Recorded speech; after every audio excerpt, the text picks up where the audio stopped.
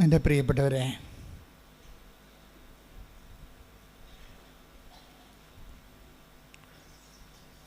ഉടമ്പടിക്ക് 2 ലക്ഷ്യങ്ങളുണ്ട്.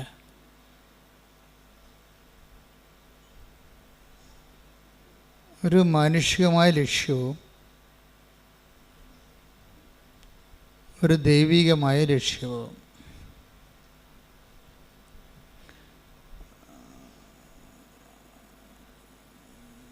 ഉടമ്പടി ഒരു ലൈറ്റ് വെയ്റ്റായിട്ട് പെട്ടെന്ന് ഒരു എയർ ലിഫ്റ്റ് വരാനുള്ള പ്രധാനപ്പെട്ട ഒരു ഉപാധി എന്ന് പറയുന്നത്, അതിന് നമ്മൾ സൂത്രം, ടെക്നിക്ക് എന്ന് പറയുന്നത്, ഈ ദൈവ ഇഷ്ടം കൂടുതൽ പ്രാധാന്യം ഉണ്ടാകണം. ഇപ്പോൾ അച്ഛൻ ആദ്യം എന്താ പറഞ്ഞത്? ഉടമ്പടിക്ക് 2 ലക്ഷ്യങ്ങൾ ഉണ്ടാകാനുള്ള സാധ്യതയുണ്ട്. ഒന്ന്, ഒരു മാനുഷിക ലക്ഷ്യം. ഇപ്പം നമ്മുടെ നിയോഗങ്ങളൊക്കെ മാനുഷിക ലക്ഷ്യങ്ങളുണ്ടല്ലോ, അല്ലേ? വീട് അത്യാവശ്യമല്ലേ, അതിന് ഓപ്ഷനില്ലല്ലോ. വിവാഹം അത്യാവശ്യമാണ്, ഓപ്ഷനില്ല, തിരഞ്ഞെടുപ്പില്ല. ജോലി അത്യാവശ്യമാണ്, ഓപ്ഷനില്ല. അപ്പോൾ മറ്റ് ഒരു ഉപാധി സമാന്തരമില്ലാത്ത വിഷയമാണ് നമ്മുടെ ഉടമ്പടിയിൽ. അതുപോലെ സമയബന്ധിതമായി നടക്കേണ്ട കാര്യങ്ങളാണ്. മറ്റു ബാധ്യതകളില്ല, മറ്റൊരു ഓപ്ഷനില്ല, മറ്റൊരു ചാൻസ് ഇല്ല, തിരഞ്ഞെടുപ്പില്ല. പക്ഷേ സമയവുമില്ല, മറ്റൊരു തിരഞ്ഞെടുപ്പുമില്ല, പക്ഷേ സമയവുമില്ല. ഇപ്പം ജപ്തിയൊക്കെ എന്ന് പറയുമ്പോൾ സമയബന്ധിതമാണല്ലോ. വിസയും അക്കാഡമിക് കോഴ്സുകളും എല്ലാം സമയബന്ധിതമാണ്. നമുക്ക് സമയം മുമ്പില്ല വേറെ. അപ്പം അങ്ങനെയുള്ള വിഷയങ്ങളാണ് ഉടമ്പടിയുടെ പരിധി വരുന്നത്. അതാണ് എൻ്റെ മാനുഷികമായ ലക്ഷ്യമെന്ന് പറയണത്. ഇനി ഇതിന് തന്നെ മാനുഷിക ലക്ഷ്യം എന്ന് പറയുന്നത് മാനുഷികമായ നിയോഗങ്ങളാണ് ഉദ്ദേശിക്കുന്നത്, നമ്മൾ വെക്കുന്ന പ്രാർത്ഥന ആവശ്യങ്ങൾ. ഇത് ലിഫ്റ്റ് ചെയ്യാൻ കുറച്ച് സമയമെടുക്കും. ചില വിഷയങ്ങളിൽ നമ്മൾ നിയോഗത്തിൽ വെച്ചാൽ ലിഫ്റ്റ് ചെയ്യാൻ, അത് ദൈവത്തെ കൊണ്ട് അഡ്രസ്സ് ചെയ്യിക്കാൻ ചില നിയോഗങ്ങൾക്ക് കുറേ സമയമെടുക്കും. അതിൻ്റെ കാരണം അതിൽ ദൈവത്തിന് മാർജിനൊന്നും ഇല്ലാത്തത് കൊണ്ടാണ്. വളരെ തന്ത്രപരമായിട്ട് വേണം ഉടമ്പടി ചെയ്യാൻ. അല്ല ഓടി വന്ന് വല്ലതൊക്കെ എഴുതിയിട്ട് കഴിഞ്ഞാൽ യൂദാസുവിൻ്റെ പെട്ടി കൊണ്ടുപോയി എഴുതിയിടുന്ന പോലെ ഇരിക്കും. അതിൻ്റെ അകത്ത് ഇത് ഉടമ്പടി വളരെ സത്യസന്ധമായ അതിൻ്റെ ഒരു ടെക്നിക്കാലിറ്റീസ് പഠിക്കണം. അതിൻ്റെ അകത്ത് നമ്മൾ ഓരോ നിയോഗം വെക്കുമ്പോൾ അതിൻ്റെ മാർജിൻ എന്താണെന്ന് നോക്കണം. എല്ലാ ബിസിനസ്സിനും അതിൻ്റെ മാർജിനില്ലേ? അല്ലെ പിന്നെ ആരാണ് ബിസിനസ് ചെയ്യാൻ പോണത്? അതുപോലെ തന്നെ ഇതിനും ദൈവമായിട്ടൊരു ബിസിനസ് അല്ലെങ്കിൽ ഇതൊരു ആധ്യാത്മിക വിനിമയമാണല്ലോ. ഈ വിനിമയത്തിൽ മാർജിൻ എന്താണ്? ദൈവത്തിന് അതിൻ്റെ അകത്തുള്ള ലാഭം എന്താണ്? ആ ദൈവത്തിന് അതുകൊണ്ട് എന്താ പ്രയോജനം? അത് വളരെ തന്ത്രപരമായിട്ട് നമ്മൾ ധ്യാനിച്ച് മനസ്സിലാക്കേണ്ടതാണ്. ഈ ദൈവത്തിൻ്റെ പ്രയോജനങ്ങളെ ഇനി മനുഷ്യന്മാരുടെ ആധ്യാത്മിക നിലവാരം അനുസരിച്ചുകൊണ്ട് ഡിസേൺമെൻറ്റ് ചെയ്യാൻ ചിലർക്ക് ഇത്തിരി സമയം മതി, ചിലർക്ക് ഒത്തിരി സമയം വേണം. അതായത് നമ്മളൊരു വിഷയം ഉടമ്പടി വെച്ചു. ആ ഉടമ്പടി വെക്കുന്ന വിഷയം നമുക്ക് പ്രധാനപ്പെട്ടതാണ്. നമുക്കതിന് വേറെ ഒരു ഓപ്ഷൻ അതിനകത്ത് ഇല്ലതാനും. പക്ഷെ അങ്ങനെ വരുമ്പോൾ ഇതിൽ എന്താണ് ദൈവത്തിന് ഇതിൻ്റെ അകത്തുള്ള പ്രയോജനം? അതൊരു പ്രധാനപ്പെട്ട വിഷയമാണ്. ഇതിൻ്റെ അകത്ത് എന്താണ്?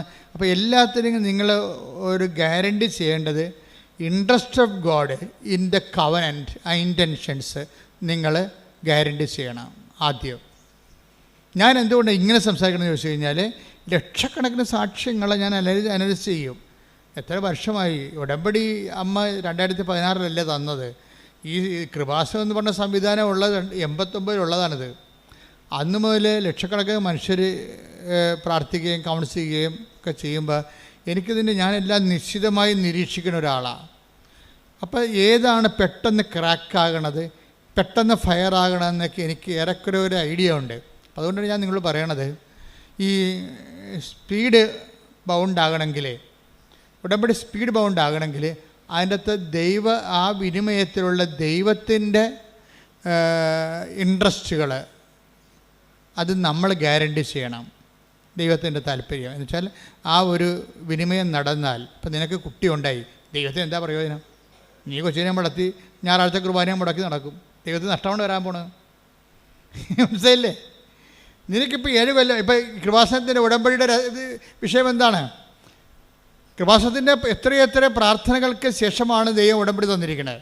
ആദ്യം ഇവിടെ ഉണ്ടായിരുന്നത് കടലോര കൺവെൻഷനാണ്. കടലിൽ കൺവെൻഷൻ നടത്തിക്കൊണ്ടിളക്കിയിരുന്നു 90 വരെ. 90 തൊട്ട് 2000 വരെ കടലിലായിരുന്നു കൺവെൻഷൻ നടത്തിയത്.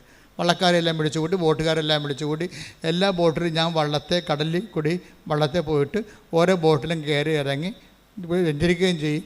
അവിടെയുള്ള കത്തോലിക്കരെ കുമ്പസാരിപ്പിക്കുകയും ചെയ്യും. അതാണ് അന്ന് ഈശോ പറഞ്ഞ കാര്യങ്ങൾ. 2000 ആയപ്പോൾ എൻ്റെ ശുശ്രൂഷ അവിടെ കഴിഞ്ഞു. അപ്പോൾ എന്നോട് പറഞ്ഞ് കടലിൽ നിന്ന് പോരാൻ പറഞ്ഞു. അപ്പോൾ എനിക്ക് ഈ ശുശ്രൂഷ ഇവിടെ സ്ഥലം കാണിച്ചു തന്നു. അപ്പോൾ ഇവിടെ കൊണ്ടുവന്നൊരു കാറ്റാടി കമ്പ് കുഴിച്ചിട്ട് 8 കാറ്റാടി കമ്പ് അവിടെ കുഴിച്ചിട്ട് ഒരു ടർപ്പുള്ളി വലിച്ചു കിട്ടി തുടങ്ങിയ പരിപാടിയാണിത്. അത് 2000 ഞങ്ങൾ ചെയ്തതെന്ന് വെച്ച് കഴിഞ്ഞാൽ, അന്ന് അമ്മ പറഞ്ഞത് ഒന്നും ചെയ്യേണ്ട, ശുശ്രൂഷ ഒന്നും വേണ്ട, മാക്സിമം ഇരുന്ന് മധ്യസ്ഥ പ്രാർത്ഥന നടത്താൻ പറഞ്ഞു, മാക്സിമം. അപ്പോൾ എന്താ ഞങ്ങൾ വെച്ച് കഴിഞ്ഞാൽ എല്ലാം ചെയ്യുമ്പോൾ അടിമോസ്റ്റാണ് ചെയ്യണത്. അല്ലാതെ അപ്പോഴുടനെ എനിക്കൊരാളെ ഒപ്പിച്ചു തന്നത്. ഞാൻ ശാന്തംപാറയിൽ ധ്യാനിക്കാൻ ചെന്നപ്പോൾ അവിടെ ഒരു പ്രായമുള്ള ആൾ, അപ്പോൾ ശാന്തംപാറയിൽ ധ്യാനം ഞാൻ എപ്പോഴും ഇടയ്ക്കൊക്കെ പറയണതാണ്, ഇടുക്കിയിൽ 3-5 ദിവസത്തെ ധ്യാനമാണ്. അപ്പോൾ വെളുപ്പാങ്കാലത്തൊക്കെ ആൾക്കാർ മലയിറങ്ങി വരുന്നത് എനിക്ക് പുതിയ കാഴ്ചയായിരുന്നു അതൊക്കെ. അപ്പോൾ ഒരു ചേച്ചി അതിനടുത്ത് പറഞ്ഞ്, എൻ്റെ ഞങ്ങളിവിടുന്ന് കൊത്തിക്കൊണ്ട് പറക്കാനും പറ്റത്തില്ല, തിന്നാനും പറ്റാത്തൊരവസ്ഥയിലാണ് കിടക്കുന്നത്. എൻ്റെ ഭർത്താവ് മരിച്ചുപോയി, ഞാനും എൻ്റെ 3 പെൺകുഞ്ഞുങ്ങളും ഉണ്ട്. ഞാൻ മലമുകളിലാണ് വീട്, ഞങ്ങൾക്ക് അവിടെ വെള്ളം ഇപ്പം കിട്ടണില്ല. അതൊരു ഡിസംബർ ആകുമ്പോൾ വെള്ളം പറ്റും, പിന്നെ മാർച്ച്, ജനുവരി, ഫെബ്രുവരി, മാർച്ച്, ഏപ്രിൽ ആകുമ്പോൾ ഈ 4 മാസം മഴ പെയ്യണവരെ, ജൂണിൽ മഴ പെയ്യണവരെ 5 മാസത്തോളം ഇവർക്ക് ഇറങ്ങി വരണം. 200-250 മീറ്റർ മല ഇറങ്ങി വരണം. അത് അടുത്ത താഴെ അവരുടെ വീടിൻ്റെ 250 ആ മലയുടെ താഴെ ഒരു വീട്ടിൽ വെള്ളമുണ്ട്. അപ്പോൾ ഈ വെള്ളം കോരിക്കൊണ്ട് പിന്നെ മുകളിലോട്ട് കയറണം. പെൺപിള്ളേരാണെങ്കിലൊക്കെ ഒരു 10-16 വയസ്സിന് മുകളിലുള്ള ആൾക്കാരാണ് എല്ലാവരും. അപ്പോൾ വൈകുന്നേരം ആകുമ്പോൾ പെൺപിള്ളേരെ ഇങ്ങനെ ഇടാൻ പറ്റത്തില്ല വെള്ളം കോരാൻ വേണ്ടി. അതുകൊണ്ട് ചേച്ചി തന്നെ പോകണം. ചേച്ചി ഒരു നടുവൊടിഞ്ഞ് വെള്ളം കോരി ഓരോ മനുഷ്യൻ്റെ ജീവിതത്തിൻ്റെ അവസ്ഥകളെ. അപ്പോൾ എന്നിട്ട് പറഞ്ഞ് എന്ത് ചെയ്ത് ആൾക്കാരിപ്പോൾ ഞങ്ങളുടെ കിണറ്റിൽ വെള്ളമില്ലെന്നുള്ളത് എല്ലാവർക്കും അറിയാം. അത് കാരണം ഇത് വിറ്റിയിട്ട് പോകാമെന്ന് പറഞ്ഞാൽ ആരും ഇത് വാങ്ങിക്കത്തില്ല. ഇവിടെ താമസിക്കാമെന്ന് വിചാരിച്ചാൽ ഈ പെൺപിള്ളേരെ കെട്ടാൻ ആരും വരത്തുമില്ല. അത് നിസ്സാര കാര്യമല്ല. നിങ്ങൾക്ക് കേട്ടിട്ടൊന്നും തോന്നണില്ലല്ലേ? എനിക്ക് അന്ന് ശരിക്കും ഫീൽ ചെയ്തായിരുന്നു. എൻ്റെ ഒരു വിജയം തന്നെ കർത്താവ്, എൻ്റെ ശുശ്രൂഷ, നമ്മുടെ ശുശ്രൂഷയുടെ ഒരു വിജയം തന്നെ ആൾക്കാരുടെ വിഷയം കേൾക്കുമ്പോൾ നമുക്കും സങ്കടം വരും. അതാണ് വിഷയം. എന്ത് പറഞ്ഞാലും എനിക്കെൻ്റെ ഗ്രാവിറ്റി പെട്ടെന്ന് പിടികിട്ടും. അവരെന്തുമാത്രം അതിൻ്റെ അകത്ത് വിഷമിക്കുന്നുണ്ടെന്ന് എനിക്ക് മനസ്സിലാകും. ഞാൻ അപ്പം തന്നെ ഈ എന്തെല്ലാം മാർഗം ദൈവത്തിരുസന്നിധിയിൽ ഈ വ്യക്തിയുടെ കണ്ണീർ തുടക്കാൻ ചെയ്യാൻ പറ്റും, അതൊക്കെ ചെയ്യാനും ദൈവത്തിരുസന്നിധി നിൽക്കും. മറ്റുള്ളവരുടെ എപ്പോഴും വിഷയം എന്താ വെച്ചാൽ, ഈ ഉടമ്പടിയൊക്കെ പെട്ടെന്ന് ഫയറാകാൻ എല്ലാം നല്ലത് വേറെ ഒരാളെ, ദൈവത്തിന് മാത്രം കക്ഷി ചേർക്കരുത്. അതിൻ്റെ അകത്ത് വേറെ ഒരാളെ കൂടി, വേറെ കുറേ ആൾക്കാരെ കൂടി അതിൻ്റെ അകത്ത് കക്ഷി ചേർക്കണം. അപ്പോഴാണ് ഈ ഉടമ്പടി ലിഫ്റ്റാകണത്. എന്ന് വെച്ച് കഴിഞ്ഞാൽ നമുക്ക് ഒറ്റയ്ക്ക് എൻ്റെ പിതാവേ എന്ന് പ്രാർത്ഥിക്കാൻ പറ്റത്തില്ലല്ലോ. സ്വർഗസ്ഥനായ പിതാവേ, സ്വർഗസ്ഥനായ, അതാണ് പ്രശ്നം. അപ്പം മറ്റുള്ളവരെ കൂടി കക്ഷി ചേർക്കാതെ ഈ പ്രാർത്ഥന ലിഫ്റ്റാകത്തില്ല. എന്നെ അനുഗമിക്കാൻ ആഗ്രഹിക്കുന്നവൻ, take the bed of God, ശ്രുതിക്കട്ടെ ഹല്ലേലൂയ. ലൂക്കാ 9:23. ആരെങ്കിലും ആരെങ്കിലും എന്നെ അനുഗമിക്കാൻ ആഗ്രഹിക്കുന്നെങ്കിൽ അവൻ തന്നെ തന്നെ പരിത്യജിച്ച് അനുദിനം തന്റെ കുരിശുമെടുത്തുകൊണ്ട് എന്നെ അനുഗമിക്കട്ടെ. അപ്പൊ ഇതിനകത്ത് വിഷയം വെച്ചാൽ ക്രിസ്തുവിനെ ഒരു വിഷയത്തിൽ കക്ഷി ചേർക്കണമെന്ന് വിചാരിച്ചോ. ഇപ്പം നമ്മുടെ വണ്ടിയുടെ മുമ്പിൽ ആ വണ്ടി പുള്ളി ചെയ്യണമെന്നുണ്ടെങ്കിൽ നമ്മുടെ വിഷയത്തിൽ ക്രിസ്തുവിനെ കക്ഷി ചേർക്കണം. അപ്പം ക്രിസ്തുവിനെ കക്ഷി ചേർക്കണമെങ്കിൽ ആദ്യം ഒന്ന് യേശു ക്രിസ്തു ആണെന്ന് അറിയണം. ഈ ക്രിസ്തു എന്ന് പറഞ്ഞ ഈ യാഥാർത്ഥ്യത്തിന് വേണ്ടി ജീവിക്കാനും മരിക്കാനും തയ്യാറായ കമാൻഡോ ഓപ്പറേഷനാണ് നടക്കുന്നത്. അതിനുള്ള കമാൻഡോസിനെ തിരഞ്ഞെടുക്കുകയാണ്. അതിൻ്റെ അകത്ത് ഒന്നാമനാണ് പത്രോസ്. പത്രോസിനോട് ചോദിക്കും, who do you say that I am? ഞാൻ ആരാണെന്നാണ് നിങ്ങൾ പറയുന്നത്? നിങ്ങൾക്കറിയണമല്ലോ ഇയാൾ ആരാണെന്ന്. മറ്റുള്ളവരെന്ത് പറയണമെന്ന് പ്രശ്നമല്ല. മറ്റുള്ളവർ അങ്ങനെ പലതും പറയും. ക്രിസ്തു റെവല്യൂഷണറി ആണ്, മതാചാര്യനാണ്, അങ്ങനെ എന്തും വേണമെങ്കിലും പറയാം. സാമൂഹ്യ പ്രവർത്തകനാണ്, അധ്യാപകനാണ്, ഗുരുവാണ്, ആനകൂന എന്നൊക്കെ പറയാം. ഒരു കഥയുമില്ല. ബേസിക്കായിട്ട് വാട്ട് ഈസ് ക്രിസ്തു? Whom do you say that I am? മറ്റുള്ളവർ പുസ്തകം വായിച്ചവരും കേട്ട് പറഞ്ഞവരും അല്ല. എൻ്റെ കൂടെ നടന്നിട്ടുള്ളവർ നിങ്ങൾ എന്താ പറയണത്? അതാണ് ഫോളോ മീ എന്ന് പറയണത്. അത് എന്നെ അനുഗമിക്കാൻ ആഗ്രഹിക്കുന്ന ഒരാളല്ല നിങ്ങൾ. അപ്പം നിങ്ങൾ എന്നെ അനുഗമിക്കുന്ന നിങ്ങൾ എന്താണ് പറയണത്? അപ്പോൾ പത്രോസ് പറയണത്, പത്രോസിനത് വെളിപാടായിട്ടാണ് കിട്ടണത്. എന്താ പറയണത്?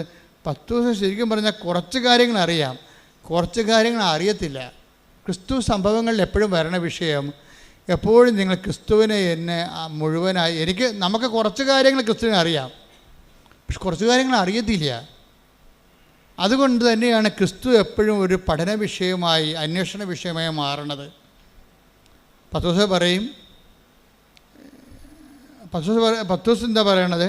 നീ ക്രിസ്തുവാണ് എന്ന് എനിക്ക് ആന്തരികമായ ബോധ്യമുണ്ട്. എന്നുവെച്ചാൽ എൻ്റെ ലോകത്തിൻ്റെയും പാപത്തിൻ്റെ പരിഹാരമാകാൻ വേണ്ടി ദൈവത്താൽ നിശ്ചയിക്കപ്പെട്ട് മുദ്ര വെച്ച് അംഗീകാര മുദ്രയുള്ള ബലിവസ്തുവാണ് നീ. ദൈവത്തിൻ്റെ കുഞ്ഞാടാണ്. അതിൻ്റെ അകത്ത് എല്ലാം ഉണ്ട്. പക്ഷെ മനുഷ്യൻ ചെയ്ത പാപത്തിന് പരിഹാരം ചെയ്യാൻ മനുഷ്യന് പറ്റത്തില്ലല്ലോ. കാര്യം ദൈവത്തോടല്ലേ ചെയ്തത്. ക്രിസ്തുവിൻ്റെ മനുഷ്യാവതാരത്തിൻ്റെ രഹസ്യം എന്താണ്?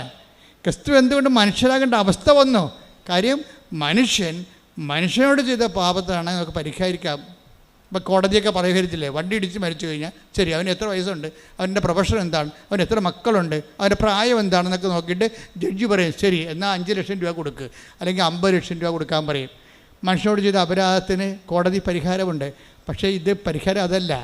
ദൈവം തന്ന കൽപ്പനകൾക്ക് എതിരെ ഒരാൾ പ്രവർത്തിച്ചാൽ അത് ദൈവത്തോട് തന്നെ ചെയ്യണതാണ്. മനുഷ്യൻ ദൈവത്തിൻ്റെ കൽപ്പനകൾ നിരാകരിച്ചു കഴിഞ്ഞാൽ പിന്നെ ദൈവത്തോട് ചെയ്ത തെറ്റാവും. അപ്പോൾ മനുഷ്യനത് പരിഹരിക്കാൻ പറ്റത്തില്ല. മനുഷ്യന് പരിഹരിക്കാൻ പറ്റാ പിന്നെ ആരെങ്കിലും ഇത് പരിഹരിക്കണമല്ലോ. അതിനാണ് പരിഹാരമായിട്ടാണ് ക്രിസ്തു വരണത്. ആര്? ദൈവം തന്നെ മനുഷ്യപ്രകൃതി സ്വീകരിച്ചുകൊണ്ട് അവൻ ആകൃതിയിൽ മനുഷ്യനെപ്പോലെയായി ദൈവത്തോടുള്ള സമാനത മുറുകെ പിടിക്കേണ്ട കാര്യമില്ലാതെ അവൻ മനുഷ്യനായി മരണത്തോളവും കുരിശ് മരണത്തോളവും തന്നെ താഴ്ത്തി. ആണോ? കുരിശ് മരണത്തോളം പരിഹാരമായി. അപ്പോൾ മനുഷ്യൻ ചെയ്ത പാപത്തിന് ദൈവം തന്നെ മനുഷ്യപ്രതി പരിഹാരം ചെയ്ത റിട്ടാലിയേഷനായി അവിടെ വെച്ച്. ഇനി ക്രിസ്തു എനിക്ക് വേണ്ടി കൂടിയാണ് പരിഹാരം ചെയ്തതെന്ന് ഞാൻ വിശ്വസിക്കുമ്പോഴാണ്, അതാണ് വിശ്വാസം എന്ന് പറയണത്. അല്ല എന്തെങ്കിലും വിശ്വാസമല്ല. അമേരിക്ക അവിടെ ഉണ്ടെങ്കിലും നിങ്ങൾ വിശ്വസിച്ചാലും ഇല്ലെങ്കിൽ നിങ്ങൾ കണ്ടിട്ടില്ലെങ്കിൽ നിങ്ങൾ വിശ്വസിക്കുന്നുണ്ട് അമേരിക്ക അവിടെ ഉണ്ടെന്ന്. അതുപോലെയുള്ള ക്രിസ്തുവിനെ ഞാൻ കണ്ടിട്ടില്ല എന്നെങ്കിലും ഞാൻ വിശ്വസിക്കുന്നു. ആ ഒരു വിശ്വാസം അല്ല നമ്മുടെ വിശ്വാസം എന്ന് പറയുന്നത്. നമ്മുടെ വിശ്വാസം എന്ന് പറയുന്നത് എന്താണ്? ക്രിസ്തു എനിക്ക് പകരക്കാരനായി പരിഹാരം ചെയ്തു. അവൻ്റെ പരിഹാരത്തിൽ ഞാൻ വിശ്വസിക്കുന്നു. അവൻ്റെ ആ പരിഹാരത്തിൽ ഞാൻ വിശ്വസിച്ച് കഴിഞ്ഞാൽ എൻ്റെ പാപങ്ങൾ ആ വിശ്വാസം കൊണ്ട് തന്നെ പരിഹരിക്കപ്പെടുന്നു. കൈയടിക്കട്ടെ, ശ്രുതികട്ടെ. മക്കളെ കൈ രണ്ടും നെഞ്ചത്ത് വെച്ച് കണ്ണടച്ച് ദൈവസ്നേഹത്തോടെ പ്രാർത്ഥിച്ച അച്ഛനോട് ചേർന്ന് കർത്താവേ, ക്രിസ്തു എന്ന മഹാരഹസ്യം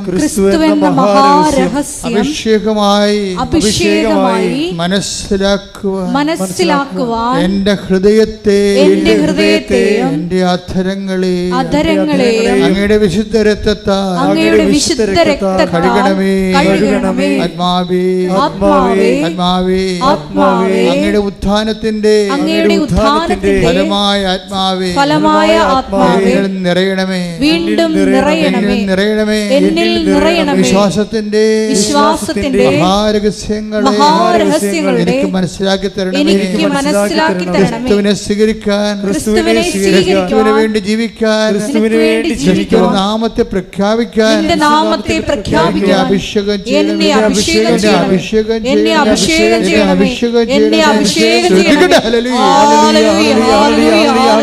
ആരെങ്കിലും എന്നെ അനുഗമിക്കാൻ ആഗ്രഹിക്കുന്നെങ്കിൽ അവൻ തന്നെ തന്നെ പരിത്യജിച്ച് തന്റെ കുരിശുമെടുത്ത് എന്നെ അനുഗമിക്കട്ടെ. ഇത് വളരെ ഹൃദ്യമായ ഒരു സമവാക്യമാണ്. ക്രിസ്തു ആണ് നീ എന്ന് പത്രോസ് പറഞ്ഞു എന്ന് വെച്ച് കഴിഞ്ഞാൽ ലോകത്തിന് എക്കാലത്തെയുമുള്ള നിത്യതയുടെ പരിഹാരം, നിത്യത ലഭിക്കുന്നതിനുള്ള ഏക പരിഹാരമാണ് നീ. നിൻ്റെ ബലിയിലാണ് അപ്പൻ പ്രസാദിക്കാൻ പോകുന്നത്. നീ എനിക്ക് വേണ്ടി കൂടിയാണ് മരിച്ചുയർത്തിട്ടതെന്ന് ഞാൻ വിശ്വസിക്കുമ്പോഴാണ് നിന്നെ എനിക്ക് ലഭിച്ചിട്ട് ഞാൻ നിൻ്റെ കൂടെ നിത്യത കരയേറ്റുന്നത് എന്നുള്ള ക്രിസ്തു രഹസ്യത്തിലേക്കുള്ള യാത്രയിൽ സംഭവിക്കേണ്ട ചില സ്വകാര്യമായ ലളിതമായ കാര്യങ്ങളുണ്ട്. അതിലെന്താണ്? ക്രിസ്തുവിനെ സ്വീകരിക്കാൻ പത്രോസാണ് പറയണത്, നീ ക്രിസ്തുവാണെന്ന് പറയണത് വെച്ച് കഴിഞ്ഞാൽ അഭിഷിക്തൻ, അംഗീകരിക്കപ്പെട്ടവൻ, നിൻ്റെ ബലിയിൽ മാത്രം ദൈവം പ്രസാദിക്കുന്നവൻ. വേറെ എന്ത് പ്രസാദിപ്പിച്ചാലും കാര്യമില്ല. വേറെ നീ പാപപരിഹാരത്തിന് വേണ്ടി എന്ത് തലകുത്തി പറഞ്ഞിട്ടൊരു കഥയുമില്ലെന്നാണ്. ക്രിസ്തുവിൻ്റെ പരിഹാരത്തോടു കൂടി ബാക്കി മാനവരാശിയുടെ സാംസ്കാരികമായി കണ്ടെത്തിയിട്ടുള്ള മുഴുവൻ പരിഹാരങ്ങളെയും നള്ളിഫൈ ചെയ്യുകയാണ്. മനുഷ്യൻ പരിഹാരത്തിന് എന്തെല്ലാം ചെയ്യുന്നുണ്ട്. ക്രിസ്തു നിനക്ക് വേണ്ടി മരിച്ചു പാപത്തിൻ്റെ പരിഹാരമായി എന്ന് നീ വിശ്വസിക്കുമ്പോൾ ക്രിസ്തു നേടിയെടുത്ത പരിഹാരം നിനക്ക് അവകാശമാക്കണമെങ്കിൽ നിൻ്റെ വിശ്വാസത്തിലൂടെയാണത്. അപ്പം നീ എന്തിലാണ് വിശ്വസിക്കണത്? ക്രിസ്തു എന്ന വ്യക്തിയിൽ വിശ്വസിക്കുന്നതിനേക്കാൾ ഉപരി ക്രിസ്തു നിനക്ക് വേണ്ടി പാപപരിഹാരം മരിച്ചുവെന്ന് നീ വിശ്വസിക്കണം. പറഞ്ഞേ, കർത്താവായ ദൈവമേ, എന്റെ പാപപരിഹാരമായി എനിക്ക് പകരക്കാരനായി നീ മരിച്ചുവെന്ന് നിന്റെ മരണത്തില് ദൈവപിതാവ് പ്രസാദിച്ചുകൊണ്ട് എന്നെ ഉയർത്തെഴുന്നേൽപ്പിച്ചുവെന്ന് ഞാൻ വിശ്വസിക്കുന്നു. നിന്റെ മരണത്തെ പ്രഖ്യാപിക്കുന്നു, നിന്റെ ഉയർപ്പിൽ വിശ്വസിക്കുന്നു, വരവ് കാത്തിരിക്കുന്ന വിശ്വാസത്തിന്റെ ഈ മഹാരഹസ്യങ്ങളെ അടയാളങ്ങളുടെ ആഘോഷിക്കുവാൻ അഭിഷേകം നൽകണം. ഉടമ്പടി അടയാളങ്ങളുടെ ക്രിസ്തു രഹസ്യത്തിൻ്റെ അടയാളങ്ങളുടെ ആഘോഷമാണ് ഉടമ്പടി. ഇപ്പം ക്രിസ്തു രഹസ്യ ഉടമ്പടിയിൽ എന്താ സംഭവിച്ചിരിക്കുന്നത്? ക്രിസ്തു രഹസ്യമാണ് ആഘോഷിക്കപ്പെടുന്നത് അടയാളങ്ങളിലൂടെ. എന്താണ്? ക്രിസ്തു എനിക്ക് വേണ്ടി മരിച്ചു, എൻ്റെ വിടുതലിൻ്റെ വില കൊടുത്തു, എൻ്റെ വിടുതലിൻ്റെ വില കൊടുത്തു. ആ നിൻ്റെ വിടുതലിൻ്റെ വില കൊടുത്തുകൊണ്ട് നിനക്ക് മരണമില്ല, അവൻ വിശ്വസിക്കുന്നവൻ നിത്യമായി ജീവിക്കുമെന്ന് ഈശോ വാഗ്ദാനം നൽകിയിട്ടുണ്ടെങ്കിൽ, അവൻ്റെ ഉയർപ്പിലൂടെ ആ വാഗ്ദാനത്തെ അവൻ സാധൂകരിക്കുന്നുണ്ടെങ്കിൽ അത് നിനക്ക് നാളെ അവകാശമാകാൻ പോകുമ്പോഴേ നിനക്ക് ഒരു ആധികാരികതയുണ്ട്. എന്താണ്? ക്രിസ്തു എനിക്ക് വേണ്ടി മരിക്കാൻ വേണ്ടി മാത്രം ഞാൻ ദൈവത്തിൻ്റെ തിരുസന്നിധിയിൽ വിലയുള്ളവനാണ്. കൈയടിച്ച് സ്തുതിക്കട്ടെ. ഹല്ലേലൂയ. ഇതിൻ്റെ തിയററ്റിക്കൽ സൈഡ് പഠിക്കാതെ ഉടമ്പടി ക്രാക്കാക്കാൻ ബുദ്ധിമുട്ടാണ്. മേജർ മിറക്കിൾ സംഭവിക്കത്തില്ല. സാധാരണ ലൈറ്റ് മിറക്കിളൊക്കെ സംഭവിക്കും. അവൻ്റെ തിയറി പഠിക്കണം. ഇപ്പം ഡ്രൈവർമാരെ നമ്മൾ എടുക്കത്തില്ലേ, ഡ്രൈവർമാരെടുക്കുമ്പോൾ എന്ത് പറയും, നിങ്ങൾ മെക്കാനിസ്റ്റ് ആണെന്ന് ചോദിക്കും ആദ്യം. അയ്യോ മെക്കാനിസ്റ്റ് അല്ല. അപ്പോൾ അത് എൻ്റെ കൂടെ വണ്ടി ഞാൻ വഴി കിടക്കേണ്ടി വരുമല്ല, നിൻ്റെ കൂടെ നിന്നെ വീട്ടിൽ പോയി കളയാൻ പറയും ഇല്ലേ. ഡ്രൈവർമാരെ നമ്മുടെ ഏത് കമ്പനിക്കാരും ഡ്രൈവർ എടുക്കുമ്പോൾ എന്ത് ചോദിക്കും, നിങ്ങൾ മെക്കാനിസ്റ്റ് ആണെന്ന് ചോദിക്കും.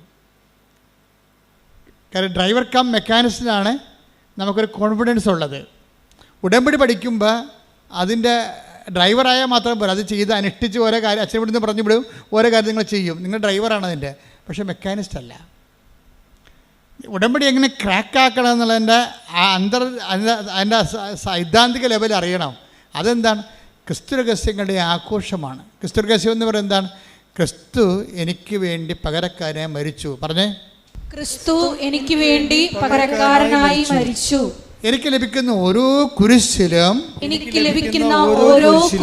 അവന്റെ നാമത്തോട് ഞാൻ ഐക്യദാർഢ്യം പ്രഖ്യാപിച്ചുകൊണ്ട്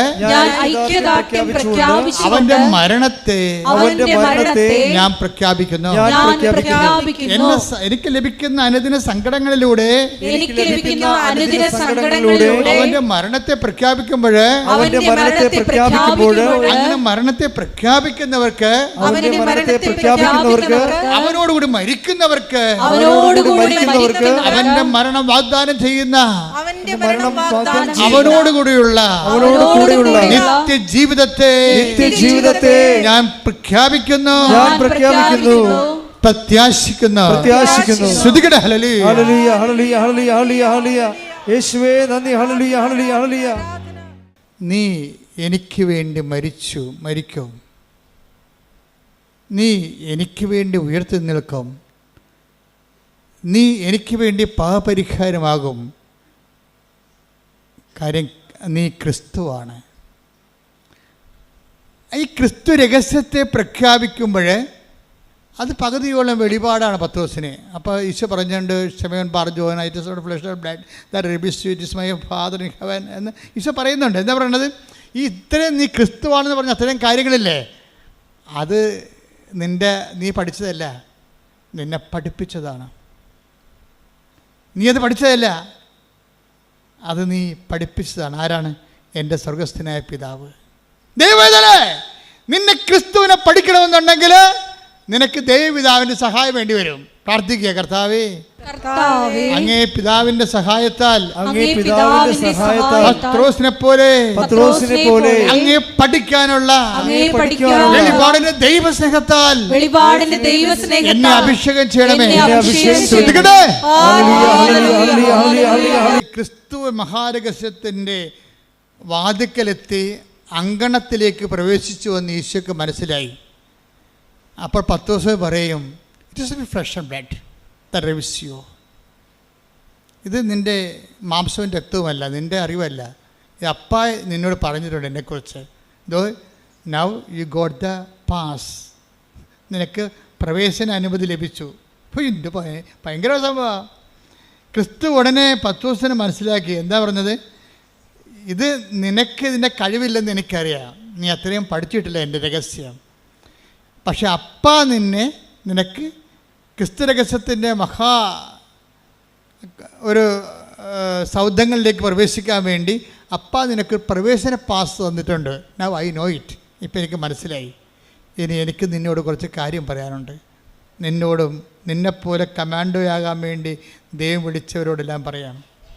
നീ എന്നെയാണ് അനുഗമിക്കാൻ ആഗ്രഹിക്കുന്നുണ്ടെങ്കിൽ എന്ത് ചെയ്യണം? ഫസ്റ്റ് ടൈം എന്ത് ചെയ്യണം? സ്വയം പരിത്യജിക്കണം. നിൻ്റെ വിഷയങ്ങളല്ല. എങ്ങനെയാണ് പെട്ടെന്ന് ഉടമ്പടി ക്രാക്കാകണം നിങ്ങളോട് പറയണ ഞാൻ. ക്രിസ്തു രഹസ്യത്തെ താത്വികമായിട്ടും സൈദ്ധാന്തികമായിട്ടും സൂക്ഷ്മതയോടെ പരിശോധിച്ചിട്ട് നിങ്ങൾ ഇംപ്ലിമെൻ്റ് ചെയ്യണം. എന്താണ്? ഇതിൻ്റെ അകത്ത് സ്വയം കണ്ടൻറ്റുകൾ ഉണ്ടാവും എപ്പോഴും. സ്വയം എന്ന് തന്നെ ഈ സ്വയം എന്ന് പറയുമ്പോൾ എല്ലാ ഇൻറ്റൻഷനിലുള്ള സ്വയം നീ നോക്കിയെടുക്കണം. അതിനകത്ത് ക്രിസ്തുവിനെ കക്ഷിയാക്കണമെങ്കിൽ എന്താ മാർഗം? ഇത് എയർലിഫ്റ്റ് ചെയ്യണ്ടേ നിൻ്റെ നിയോഗങ്ങൾ? അതിന് ക്രിസ്തു കക്ഷിയാകണ്ടേ? അതിനകത്ത് സ്വയം ഉണ്ടാകുന്ന നോക്കിയെടുക്കണം. ഇപ്പോൾ ഉദാഹരണം, നിനക്ക് കുട്ടിയെ വേണം, നിനക്ക് കുട്ടിയില്ല. കാര്യം 23 വർഷമാണ് മക്കളില്ലാത്തവരെ ഈ ആൾക്കാരെ ഒറ്റ ഉടമ്പടി കൊണ്ട് 90 ദിവസത്തിനുള്ള ഒരു പ്രഗ്നൻ്റ് ആയിട്ടുണ്ട്. അങ്ങനെ പല കേസുകളുണ്ട്. ഇത് തന്നെയാണ് എല്ലാ കേസിൻ്റെ അവസ്ഥ. ലോകം കൈവിട്ട് ലോകത്ത് ജീവിച്ചിട്ട് വ്യത്യസ്തങ്ങളായ പ്രാർത്ഥനാ രീതികൾ നീ അവലംബിച്ചിട്ട് അവിടെ ആൻസർ കിട്ടാത്ത കാര്യം ഉടമ്പടി ആൻസറുണ്ട്. ആൻസറുണ്ടെന്ന് വെച്ചാൽ അതിൻ്റെ പ്രൂഫ് നിങ്ങൾക്ക് നോക്കിയാൽ മതി. ഓരോ ഉടമ്പടി സാക്ഷ്യത്തിൽ നോക്കിയാൽ മനസ്സിലാവും. അപ്പോൾ ഇതൊരു ലാസ്റ്റ് ഓപ്ഷൻ, ലാസ്റ്റ് അബോർഡാണ്. അവസാന കൂടാരത്തിലേക്ക് ദൈവം നിന്നെ കൊണ്ടുവന്നിരിക്കുകയാണ്. പക്ഷേ ഈ കൂടാരത്തേക്ക് വരുമ്പോൾ നീ ഇതിനെ ഈസിയായിട്ട് കണ്ടാൽ നീ ഒരു പൊട്ടൻ ക്രിസ്ത്യാനിയായിട്ട് മാറുക. എന്ന് വെച്ച് കഴിഞ്ഞാൽ ഇതിനെക്കുറിച്ച് കഥ അറിയാൻ പറ്റാതെ എന്നെ ആരാണ്ടൊക്കെ പറഞ്ഞ പോലെ എന്തൊക്കെ കാണിച്ചു വെച്ചിട്ട് പോകും. ഇത് വർക്കൗട്ട് ചെയ്ത് കറക്റ്റ് ചെയ്യത്തില്ല. ഇതിൻ്റെ രഹസ്യം മനസ്സിലാക്കിയിട്ട് നീ എന്താ ചെയ്യേണ്ടത്? ഈ സ്വയം എന്നുള്ള ക്രിസ്തുവിനെ നീ സ്വീകരിക്കണം. നീ ഉടമ്പടിയിൽ എനിക്ക് IELTS പാസ്സാകണം, അല്ലെങ്കിൽ എൻ്റെ ക്യാൻസർ 4ാം സ്റ്റേജ് എൻ്റെ രോഗം സുഖപ്പെടണം. അങ്ങനെ ക്യാൻസർ 4ാം സ്റ്റേജൊക്കെ ഒത്തിരി സൗഖ്യങ്ങൾ ഉടമ്പടിയിലൊക്കെ നമ്മുടെ യൂട്യൂബിൽ കിടപ്പുണ്ട്, ഉടമ്പടിയിലൂടെ ലഭിച്ചത്. 75 കൊല്ലമായിട്ട് ഭാഗോടമ്പടി നടക്കാത്തതൊക്കെ ഒറ്റ ആഴ്ചക്കൊരു ഭാഗോടമ്പടി നടക്കും. ഇതൊക്കെ സിമ്പിളാണ് കാര്യം. പക്ഷേ നീ ഇതിനാണ് പ്രാധാന്യം കൊടുക്കണമെങ്കിൽ അതിൻ്റെ അകത്തൊരു സ്വയമുണ്ട്. ഈ സ്വയം അതിൻ്റെ അകത്ത് എപ്പോഴാണ് നീ സ്വയം ഐഡൻറ്റിഫൈ ചെയ്യാൻ പറ്റുന്നില്ലെങ്കിൽ ഉടമ്പടി ലാഗ് ചെയ്യും. സ്വയം എന്ന് പറയുന്നത് എന്താണ്? ഇപ്പം നിങ്ങൾക്ക് കാനഡയിൽ പോകണം. ഞാൻ രാവിലെ പറഞ്ഞില്ലേ, എന്തിനാണ് കാനഡയിൽ പോകണമെന്ന് ചോദിച്ചു കഴിഞ്ഞാൽ അവിടെ ചെന്നിട്ട് ജോലി കിട്ടി, അവിടെ കല്യാണം കഴിച്ചിട്ട് അവിടെ തൻ്റെ കുഞ്ഞിന് അവിടെ ജന്മം കൊടുക്കണം. എന്തിനാണ് ജന്മം കൊടുക്കണം? എന്നാൽ മാത്രമേ അവിടെ നിന്നൊക്കെ പൗരത്വം കിട്ടത്തുള്ളൂ. അതാണ് അതിനകത്തുള്ള സ്വയം എന്ന് പറയുന്ന സാധനം. സ്വയം അതാണ് സ്വയം. അത് ദൈവഹിതത്തിന് വിടണം. മനസ്സിലായില്ലേ? അവിടെ കയറി പിടിച്ചു കഴിഞ്ഞാൽ പക്ഷേ എന്നിട്ട് നീ എന്ത് ചെയ്യണം? കുരിശെടുക്കണം. സ്വയം പരിചയിച്ചിട്ട് എന്ത് ചെയ്യണം? സ്വയം പരിചയിച്ചുകൊണ്ട് മാത്രമല്ല, അവിടെ ദൈവഹിതത്തിന് അത് എന്ത് സംഭവിക്കട്ടെ, അത് കോംപ്രമൈസ്, അത് നീ ദൈവം എന്ത് തീരുമാനിക്കുന്നു അവിടെ ഒരു കോംപ്രമൈസ് ചെയ്യാൻ തയ്യാറാണെന്ന് ആദ്യമേ കൈപൊക്കി പറഞ്ഞേക്കണം.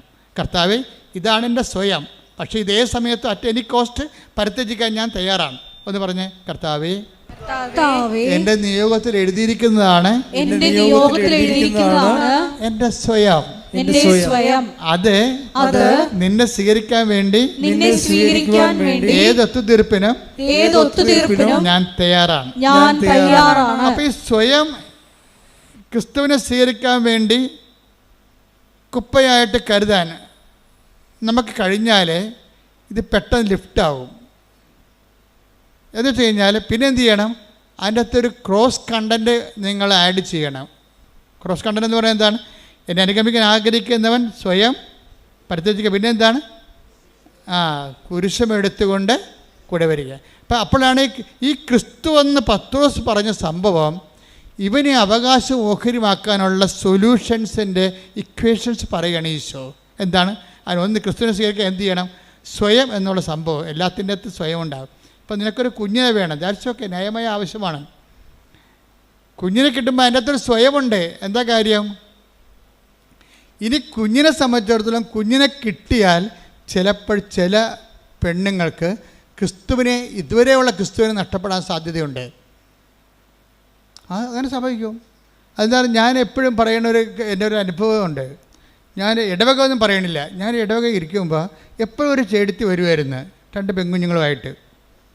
പെൺകുഞ്ഞുങ്ങളൊന്നും അല്ല, അതൊക്കെ വലിയ പിള്ളേരാണ്, 10-20 വയസ്സുള്ളതാണ്. ഇതുങ്ങളായിട്ട് എപ്പോഴും വരും ചേടുത്തി. അപ്പോൾ ചേടുത്തിയിടക്ക് ഒരു ആന്തരികമായ ദുഃഖമുണ്ട്.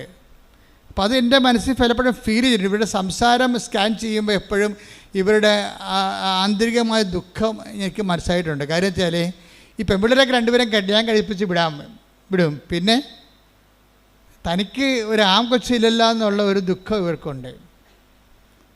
അത് ഭയങ്കര ദുഃഖമാണത് ശരിക്കും പറഞ്ഞാൽ. ചിലർക്ക് ദുഃഖമില്ല. കാര്യം കുടുംബങ്ങളൊക്കെ ഇപ്പോൾ നടത്തിക്കൊണ്ട് പോകുന്നത് പെൺപിള്ളേരല്ലേ പലരും. അപ്പം ചിലർക്ക് ഭയങ്കര പെൺപിള്ളേരില്ലാത്തതായിരിക്കും ദുഃഖം, ചിലർക്ക് ആൺപിള്ളേർ ഇല്ലാത്തവർക്കും ദുഃഖം. അത് അവരെ ആശ്രയിക്കുന്ന വിഷയമാണ്. രണ്ടും ശരിയാണോ തന്നെ തെറ്റാണോ എന്ന് ചോദിച്ചു കഴിഞ്ഞാൽ അത് ഡിഫേഴ്സ്, ഓരോരുത്തരെ ആശ്രയിച്ചിരിക്കുക. അപ്പോൾ ഈ ചേച്ചിയെ സംബന്ധിച്ചിടത്തോളം 2 നല്ല ഇടിവെട്ട് പെൺപിള്ളേരുണ്ട്. അവർ ആൺപിള്ളേരേക്കാൾ അടിപൊളി പിള്ളേരാണ്.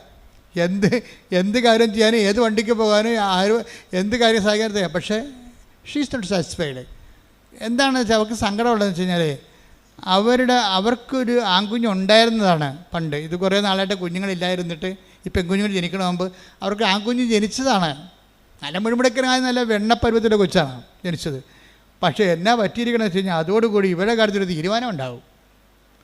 ഇവർ ദൈവത്തിൻ്റെ നിന്ന് കാലെ പിടിച്ച് ഈ കൊച്ചിനെ സംഘടിപ്പിച്ചെടുത്ത്. പിന്നെ ഒരു കാര്യമുണ്ട്, പിന്നെ എന്താണ്, ആ കൊച്ചിനെ വീട്ടിൽ ആരെക്കൊണ്ടും കൈ തൊടിയിക്കത്തില്ല. അപ്പോൾ അവരുടെ ലക്ഷണം മാറി. അതാണ് സ്വയം എന്ന് പറയണത്. ഈ കരഞ്ഞ കൂവിയൊക്കെ ഇവിടെ കൂടി നടക്കുമ്പോൾ ഞാൻ മൈൻഡ് ചെയ്യാത്തത് എന്താണ്, ഈ പിശാചിനെ എനിക്കറിയാം.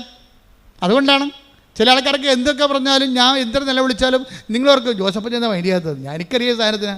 കാര്യം ഇതോടുകൂടി ഇവളുടെ കാര്യം തീരുമാനമാകാൻ പോകും, ഇവിടെ ദൈവത്തിൽ നിന്ന് പോകാൻ പോകുകയാണ്. നമ്മളെപ്പോഴും പറയണം, ദൈവത്തിൻ്റെ content, the content of the cross, അതെപ്പോഴും ഗ്യാരണ്ടി ചെയ്യണം നിങ്ങളുടെ നിയോഗത്തിൽ. 21 ലക്ഷം മനുഷ്യരുടെ കൗൺസിലിങ് കഴിഞ്ഞ 38 കൊല്ലമായിട്ട് ചെയ്തിട്ടാണ് ഈ കാര്യം പറയണത്. നിങ്ങളുടെ കണ്ടൻറ്റ് വൈസ് ഇപ്പോൾ ഇവർക്ക് ഈ ചേച്ചിക്ക് എന്താ സംഭവിച്ചിരിക്കണേ, ഈ ചേച്ചിക്ക് സംഭവിച്ചിരിക്കണേ ഇതാണ്. ഇവർ ഒരായുണ്ട് വീട്ടിൽ, കുഞ്ഞിന് ഈ 2 പെൺകുഞ്ഞുങ്ങൾ ജനിക്കണമെമ്പോൾ ജനിച്ച കൊച്ചാണേ, ആൺകുച്ച്. ഈ വീട്ടിൽ ഒരു ആയുണ്ട്. ആയ കുഞ്ഞു ഉറങ്ങി വരുമ്പോൾ ഇവർ ആദ്യത്തെ കുർബാന, ഈ ചേച്ചി ആദ്യത്തെ കുർബാനക്ക് വരും. ആദ്യത്തെ കുർബാനക്ക് വന്നിട്ട് ഇതാ ദൈവത്തിൻ്റെ കുഞ്ഞാടെന്ന് പറഞ്ഞ് അച്ഛൻ കുർബാന ഉയർത്തുമ്പോൾ തന്നെ ഇവർ മാഞ്ഞു പോകും. പള്ളിയിൽ നിന്ന് മായാവി പോണ പോലെ ചെടുത്ത് മാഞ്ഞു പോകും. എന്താ കാര്യം എന്നറിയാമോ? അവർക്ക് കൊച്ചുണരണ സമയം അറിയാം, കൊച്ചുണരണ സമയം അറിയാം. എന്താണ് കാര്യം? ഇതാണ് ടൈം. ഒരു 7:15 പരുവത്തിലുള്ള ടൈമിനാണ് കൊച്ചു ഉണരണത്. ആ ഉണരുമ്പോൾ ആ പണ്ടാരം ആ കുഞ്ഞിനെ നോക്കാൻ നിർത്തിക്കണം. അവളെ കയറി അവരെ കൊച്ചിനെ എടുക്കും. വാവോ വാവോ എന്നൊക്കെ പറഞ്ഞുകൊണ്ട് നിലവിളിക്കുമ്പോൾ ആ കുഞ്ഞ് വിചാരിക്കും ഇവളാണ് അമ്മയെന്ന്. അപ്പോൾ താൻ ഔട്ടാകാതിരിക്കാൻ വേണ്ടി കുഞ്ഞ് ഉടണ മുമ്പ് കർത്താവ് വിട്ടേച്ച് ഇവൾ 4 കാലം വീണ് വീട്ടിൽ പോയി കുഞ്ഞിനെ എടുക്കും. കുഞ്ഞിനെ എടുക്കണ മുമ്പ് ഇവളെ കുഞ്ഞിനെ എടുക്കും. എത്ര കൊല്ലമായി? ഒരു 3/4 കൊല്ലത്തോളം ഇതുതന്നെ ഒരു കലാപരിപാടി. കുഞ്ഞിനെ ബാക്കി ആർക്ക്, അവളുടെ ഭർത്താവിന് വരെ അവിടുത്തെ വേലക്കാരത്തി ഭക്ഷണം കൊടുത്ത് അവൾക്കൊരു പ്രശ്നമില്ല. പക്ഷേ കുഞ്ഞിനെ കൊണ്ട് ഭക്ഷണം എടുപ്പിക്കത്തില്ല. ഇതാണ് സ്വയം എന്ന് പറഞ്ഞ സാധനം. പീഡിയ അറ്റാച്ച്മെൻറ്റ് എന്ന് പറഞ്ഞ സംഭവം നിസ്സാരമല്ലേ? അത് ആരോടെ, വീട്ടുകാരുടെ ആയാലും ശരി, അമ്മയുടെ ആയാലും ശരി, അപ്പനോടെ ആയാലും ശരി, അതായത് ക്രിസ്തുവിനെ നിർത്തിക്കൊണ്ട് വേറൊരു അറ്റാച്ച്മെൻറ്റിന് നമ്മൾ തയ്യാറായാൽ പിന്നെ ക്രിസ്തുവിനെ നിങ്ങൾ അവിടെ നോക്കേണ്ട കാര്യമില്ല. അതെപ്പോഴും നമ്മൾ ശ്രദ്ധിച്ചേക്കണം. ഇത് വളരെ വളരെ ബുദ്ധിപൂർവ്വം അവധാനതയോടുകൂടി ശാസ്ത്രീയമായി ആധ്യാത്മിക ശാസ്ത്രമനുസരിച്ച് സൂക്ഷ്മതയോടെ പഠിച്ച് കൈകാര്യം ചെയ്യേണ്ട വിഷയമാണ്. എന്താ അത് ഈ എല്ലാ വിഷയവും അങ്ങനെ വരും. ഇപ്പം നിങ്ങൾ കല്യാണം കഴിച്ചു, അപ്പോൾ നിങ്ങൾക്ക് കുഞ്ഞ് ജനിക്കണം, അല്ലെങ്കിൽ ഒരു ഭർത്താവ്. അപ്പോൾ നിങ്ങൾക്ക് ഭർത്താവിനൊക്കെ സങ്കല്പമുണ്ട്, ഭർത്താവിനെ ഞാൻ അങ്ങനെ സ്നേഹിക്കും, ഭർത്താവിനെ ഇങ്ങനെ സ്നേഹിക്കും, ഇങ്ങനെ ഓരോ സങ്കല്പങ്ങൾ ഉണ്ടാക്കി എടുക്കും. നിങ്ങൾക്ക് വീട് വേണം, വീട് വെച്ചതിന് ശേഷം നിങ്ങൾക്ക് അവിടെ ഡ്രോയിങ് റൂം വേണം, വർക്ക് ഏരിയ വേണം, വർക്ക് ഏരിയയിൽ ഒരു കബോർഡ് വേണം. അതിനെല്ലാം നിങ്ങൾക്ക് ഐഡിയ. വീട് വെക്കാൻ നേരത്ത് ദൈവത്തെക്കുറിച്ച് നിങ്ങൾ ചിന്തിക്കുന്നതിനേക്കാൾ കൂടുതലാണ് നിങ്ങളുടെ കിച്ചൻ്റെ വർക്ക് ഏരിയയെക്കുറിച്ച് നിങ്ങൾ ചിന്തിക്കണത്. അത് ദൈവത്തെ അറിയാമല്ലോ, അതല്ലേ പ്രശ്നം. ഒരു വീടില്ലെന്ന് പറയുമ്പോൾ ആ വീട് വെച്ചിട്ട് സ്വന്തമായൊരു വീട് വെക്കുമ്പോൾ നിങ്ങൾ കല്യാണം ചെന്ന വീട്ടിൽ നിങ്ങളുടെ അലമാരിയിൽ സ്വർണമോ അതുപോലെ തന്നെ സാരിയോ വെച്ചപ്പോൾ നിങ്ങളുടെ നാത്തൂനോ നിങ്ങളുടെ അമ്മായിയമ്മ വെപ്പിച്ചിട്ടില്ലെങ്കിൽ അതിനൊക്കെ പരിഹാരം ചെയ്യാനൊരു പ്രതികാരം ഉള്ളിക്കിടപ്പുണ്ട്. അതാണ് സ്വയം. നീ ഒരു വീട് വെക്കുമ്പോൾ എണ്ണി ഇവളൊക്കെ എന്നോട് കാണിച്ചതിന് ഇവിടെ മുമ്പിൽ ഞാൻ സമാധാനം ചെയ്യും. അതാണ് സ്വയം, ഈ വീടിൻ്റെ സംഭവം. ഒരു വീട് ചെയ്യുമ്പോൾ നിൻ്റെ ഉള്ളിലൊരു സ്വയം ഉണ്ടാവും. അത് മിക്കവാറും ദൈവത്തിനെതിരായിരിക്കും. ഇപ്പോൾ ഇവരുടെ സ്വയം എന്താണ്? വെണ്ണക്കുഞ്ഞിനെ അതുപോലെ വളർത്തി അവളുടെ അടിമയായി അവളുടെ സ്വരം കേട്ട് മാത്രം ഉറങ്ങുകയും അവളുടെ സ്വരം കേട്ട് ഉണരുകയും അവളുടെ സ്വരം മാത്രം തിരിച്ചറിയുകയും ചെയ്യുന്ന കുഞ്ഞായിട്ട് തന്നെ മാറ്റുകയാണ്. പാല് ഈ തള്ള മാത്രമേ കൊടുക്കത്തുള്ളൂ, വേറെ ആരും കുഞ്ഞിനെ കൊണ്ട് പാലെടുപ്പിക്കത്തില്ല. ഇപ്പം എന്നാ പറ്റിയിരിക്കണമെന്ന് നോക്കിയേ, 2.5 കൊല്ലം അത് ജീവിച്ചാ കൊച്ചി. 2.5 കൊല്ലം കഴിഞ്ഞപ്പോൾ വെറുതെ ചത്തുപോയി ആ കൊച്ചി. അതെന്താ വെറുതെ ചത്തുപോകാൻ കാര്യം? ഞാൻ ചോദിച്ചു, എന്തെങ്കിലും വെറുതെ ചത്തുപോയത്? അതെ, കുഞ്ഞിൻ്റെ കരളിൽ പാലിൻ്റെ പാട കെട്ടിയെന്ന്. പാല് മാത്രമേ കൊടുക്കത്തുള്ളൂ, കളർ വെക്കാൻ വേണ്ടി പൊന്ന് വരച്ച് കൊടുക്കും, പാലും കൊടുക്കും, പോരെ പരിപാടി. അപ്പോൾ കളറും വെക്കും, മിനുക്കം ഉണ്ടാകും കൊച്ചിനെ മിനുക്കി കിട്ടി. എൻ്റെ കൊച്ചാണെന്ന് പറഞ്ഞ് പള്ളിയിലൊക്കെ കൊണ്ടുനടക്കാനാണ്. അപ്പോൾ എല്ലാവരും പറയാം, താടിക്കാൻ നല്ല കുഞ്ഞാണ്, നല്ല തിളക്കമുള്ള കുഞ്ഞാണെന്ന് പറയും. അതിനു വേണ്ടി ഇവിടെ ഇതാണ് സ്വയം എന്ന് പറയണത്. നമ്മൾ ഓമനത്വത്തോടുകൂടി എന്തിനെ നോക്കിയാലും അത് സ്വയമായി മാറും. ഈ സ്വയം ഏത് സമയത്തും വെട്ടൊഴിയാനും സമർപ്പിക്കാനും നമ്മൾ തയ്യാറാകുകയും അതുകൊണ്ട് മാത്രം ഈ സംഭവം നടക്കത്തില്ല. പിന്നെ എന്താണ്? ഒരു കുരിശ് ഇതിനകത്ത് നമ്മൾ അക്സെപ്റ്റ് ചെയ്യുകയും ചെയ്യണം. നിങ്ങളുടെ എല്ലാ നിയോഗങ്ങളിലും ഒരു കുരിശുണ്ടാകണം. ഇന്നലെ ഇവിടെ ഒരു സാക്ഷി ഒരു മോള് പറഞ്ഞ്, അവളെന്താ പറഞ്ഞെന്നറിയാമോ? എനിക്ക് വലിയ കാശൊന്നുമില്ല, IELTS OIT ഒക്കെ പഠിക്കാനോ ഇനിയും തോറ്റാലൊക്കെ വീണ്ടും എഴുതി കൊടുക്കാനൊക്കെ എൻ്റെ കാശില്ല. അപ്പം ഞാൻ കർത്താവിനൊരു കാര്യം പറഞ്ഞിട്ടുണ്ട്, നീ എന്നെ ഒറ്റ ജയിപ്പിക്കലേക്കാണ്ട് ജയിപ്പിച്ചതാ, നിന്നോട് ഞാനൊരു കുരിശെടുത്ത കാര്യം പറയാം. എന്താ കുരിശ്? ഈ കാശ് OIT എഴുതാൻ കാശില്ലാത്ത പിള്ളേരെയില്ലേ, അവരെ ഞാൻ തിരക്ക് നടന്ന് പിടിപ്പിച്ചിട്ട് അവരെ ഞാൻ പഠിപ്പിച്ചോളാം. അവരെ കാശ് മുടക്കാതെ തന്നെ പഠിപ്പിച്ചിട്ട് ഞാൻ പരീക്ഷ എഴുതിക്കൊള്ളാം. എന്താണ്? ആ ഒരു കുരിശാണ് എടുക്കുന്ന ആ സാധനം. ക്രിസ്തുവിനെ സ്വീകരിക്കുമ്പോൾ വേറെ ഒരു കുരിശ് നമ്മൾ അക്സെപ്റ്റ് ചെയ്യണം. ഇപ്പോൾ ചിലർക്ക് ജെറോം പഠിക്കാൻ പറ്റത്തില്ല, ചിലർ ഭയങ്കര കാഴ്ചയായിരിക്കും. അപ്പോൾ ഒരാൾ ചിലർ പറയും, ഞാൻ പഠിപ്പിച്ചാൽ നിന്നെ, നീ പഠിക്കണ്ട, നീ 5 പൈസ മുടക്കണ്ട, നീ ഞാൻ പറഞ്ഞ പോലെ പഠിച്ചാൽ മതി. അതാണ് അത് കുരിശെടുക്കുക. വെച്ചാൽ മറ്റുള്ളവരുടെ, നമുക്ക് കുരിശെന്ന് പറഞ്ഞാൽ എന്താണ്? നമുക്ക് പ്രത്യേകിച്ച് പ്രോഫിറ്റബിൾ ഒന്നുമില്ലാത്ത ഒരു വ്യക്തിയോ ഒരു വിഷയമോ ആണ് കുരിശെന്ന് പറയണത്. എന്താണ് കുരിശെന്ന് പറയണത്? നമുക്ക് നേരിട്ട് ഫലമില്ലാത്ത ഒരു കുരിശ്, ഒരു വ്യക്തിയോ ഒരു വിഷയമോ ആണ് കുരിശെന്ന് പറയണത്. അപ്പം നമ്മൾ ക്രിസ്തുവിനെ രഹസ്യത്തിലേക്ക് പ്രവേശിക്കുമ്പോൾ പിന്നെ എന്താണ്? 10 ദിവസത്തിനോട് പിന്നെ അടുത്ത വേദപാഠം പറഞ്ഞു കൊടുക്കുകയാണ്. അടുത്ത വേദപാഠം, നീ ക്രിസ്തുവാണെന്ന് അതിൻ്റെ പ്രവേശന അനുമതി കിട്ടിക്കഴിഞ്ഞപ്പോൾ പിന്നീട് അവനിപ്പോൾ എൻട്രൻസല്ലേ കിട്ടിയുള്ളൂ. 10 ദിവസത്തിൻ്റെ എൻട്രൻസ് ടെസ്റ്റായിരുന്നു ഇന്ന് നടന്നത്. 10 ദിവസം എൻട്രൻസ് പാസ്സായി. അപ്പോൾ ഈ പറഞ്ഞ് എൻട്രൻസ് പാസ്സായ കാര്യമല്ല, സിലബസ് വരുന്നുണ്ടെന്ന് പറയും. പിന്നെ സിലബസ് പഠിപ്പിക്കാൻ തുടങ്ങി. പുള്ളി പറഞ്ഞ് എനിക്ക് പഠിക്കാൻ പറ്റത്തില്ല, നീ പഠിക്കേണ്ട, ഇത് നമ്മൾ രണ്ടും കൂടി പഠിക്കാതിരുന്നാൽ മതി എന്ന് പറഞ്ഞു. എന്താ? മനുഷ്യപുത്രൻ ശത്രുകരങ്ങൾ ഏൽപ്പിക്കപ്പെടും, അതല്ലേ പറഞ്ഞത് ഇന്ന്. മാറ്റി നിർത്തി ഇത് നീ ക്രിസ്തുവാണെന്ന് പറഞ്ഞപ്പോൾ തന്നെ എൻട്രൻസ് ഇവൻ പാസ്സായി. പക്ഷേ ഇവന് സിലബസ് പഠിപ്പിക്കാൻ തുടങ്ങിയപ്പോൾ എന്താ സിലബസിലുള്ള എന്താണ്? നമ്മൾ ജെറുസലേമിലേക്ക് പോവുകയാണ്, ഇവിടെ തന്നെ ചുറ്റുവട്ടി കിടക്കുകയല്ല, നമ്മളൊരു യാത്രയിലാണ്, ജീവിതയാത്രയാണ്. ഈ ജീവിതയാത്രയിൽ നമ്മൾ ജെറുസലേമിലേക്ക് പോവുകയാണ്. ജെറുസലേം എന്ന് പറഞ്ഞാൽ എന്താണ്? നിത്യതയിലേക്ക് നമ്മൾ പോവുകയാണ്. നമ്മൾ നിത്യതയിലേക്ക് പോകുമ്പോൾ കുറച്ച് കാര്യങ്ങളൊക്കെ നമ്മൾ ശ്രദ്ധിക്കണം. നിത്യതയിലേക്കുള്ള വഴി പിന്നെ പറയുകയാണ്. എൻട്രൻസ് പാസ്സായി കഴിഞ്ഞപ്പോൾ നിത്യതയിലേക്കുള്ള സിലബസ് വെക്കും ഈശോ. അതെന്താ സിലബസ്? എന്താ? എന്നെ അനുഗമിക്കാൻ ആഗ്രഹിക്കുന്നവൻ, നിത്യതയെ, ഈശോയുടെ ലക്ഷ്യം നിത്യതയല്ലേ. ഇപ്പം അനുഗമിക്കുക എന്ന് വെച്ച് കഴിഞ്ഞാൽ ആലപ്പുഴ വരെ പോകുകയല്ലല്ലോ. അപ്പം നിങ്ങളുടെ ഈ IELTS വരെയാണ് കാനഡയിൽ എത്തണ വരെ യേശുവിനെ അനുഗമിക്കാനാണെങ്കിൽ പണി കിട്ടാൻ സാധ്യതയുണ്ട്. സ്ലോ ആവും സാധനം. നിങ്ങളുടെ വസ്തു വിൽപ്പന മാത്രമാണ് നിങ്ങളുടെ ഉദ്ദേശം എന്നുണ്ടെങ്കിൽ ഇത് സ്ലോ ആകും. കാര്യം ദൈവത്തിൻ്റെ മാർജിൻ അവിടെ ഇല്ല. അതുകൊണ്ട് നിത്യത എന്നുള്ള വിഷയമാണ് ആദ്യമേ തന്നെ നിയോഗത്തിൽ വെക്കേണ്ടത്. പ്രാർത്ഥിക്കുക. കർത്താവായ ദൈവമേ, എന്റെ നിയോഗങ്ങളിൽ നിന്റെ പീഡാനുഭവത്തിലൂടെ മരണത്തിലൂടെ അപ്പായെ പ്രസാദിപ്പിക്കുവാൻ നീ എടുത്ത മാർഗങ്ങളിലൂടെ നിന്റെ മരണത്തിലൂടെ നീ നേടിയ നിത്യജീവനെ അവകാശമാക്കാൻ, അതെന്റെ നിയോഗമാക്കാൻ എന്നെയും അഭിഷേകം ചെയ്യണമേ. അപ്പൊ കർത്താവിന്റെ പാഠശാലയിലെ നിത്യതയുടെ സിലബസ് ആരംഭിക്കുകയാണ്. 1-ാം പാഠം എന്താണ്? നമ്മൾ ജെറുസലേമിലേക്ക് പോവുകയാണ്. ആദ്യം തന്നെ ലക്ഷ്യം ഫിക്സ് ചെയ്യാൻ പറയും. നിന്റെ IELTS, നിന്റെ കാനഡ, നിന്റെ അമേരിക്ക, നിന്റെ ന്യൂസിലൻഡ് അല്ല, അത് ആലപ്പുഴ വരെ പോണ പോലെ ഇരിക്കും. അതല്ല, നിന്റെ നിത്യത ആദ്യം നിന്റെ നിയോഗമാക്കാൻ പറയും. പ്രാർത്ഥിക്കുക. കർത്താവേ, അങ്ങയുമായിട്ടുള്ള എന്റെ ഉടമ്പടിയില്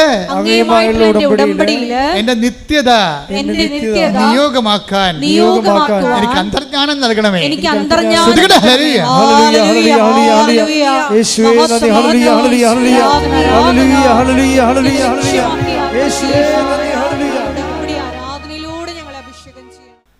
നിങ്ങളെ എൻകറേജ് ചെയ്തിരിക്കും. നിങ്ങൾ വിഷമിക്കുകയൊന്നും ചെയ്യരുത്. ഞാൻ ഇടയ്ക്ക് കുരിശൊക്കെ പറയുമ്പോൾ നിങ്ങൾ വിഷമിക്കരുത്. ഇതൊക്കെ സിമ്പിളായിട്ട് അനോയിൻറ്റിങ് കിട്ടിക്കഴിഞ്ഞാൽ എൻ്റെ ഭാരം ലഘുവാകുമെന്ന് ഈശോ പറഞ്ഞിട്ടുണ്ട്.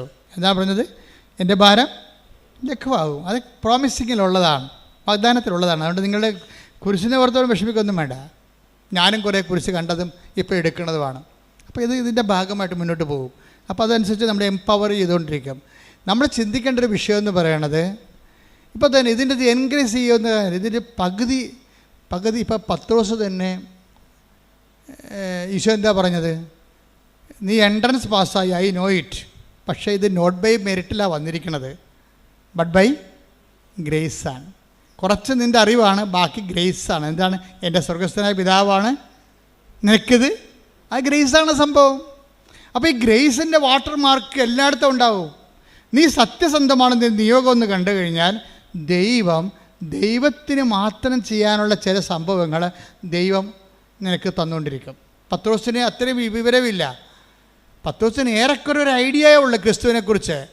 പക്ഷേ ലോകത്തിലേക്ക് വരായിരുന്ന മിശിഹായാണെന്ന് അവൻ പറഞ്ഞു. അപ്പോൾ ലോകത്തിലേക്ക് വരായിരുന്ന മിശിഹ എന്ന് പറഞ്ഞ സംഭവം പത്രോസിൻ്റെ അല്ല, ശരിക്കും അത് പിതാവിൻ്റെതാണെന്ന് ഈശോ പറഞ്ഞു. അത് ഗ്രേസാണ്, മെറിറ്റല്ല. പ്രാർത്ഥിക്കുക. കർത്താവായ ദൈവമേ, പത്രോസിനെ സഹായിച്ചതുപോലെ നിന്നെ മനസ്സിലാക്കാൻ എനിക്കും വരപ്രസാദം നൽകി എന്നെയും നയിക്കണമേ. ശ്രുതികടെ ഹല്ലേലൂയ.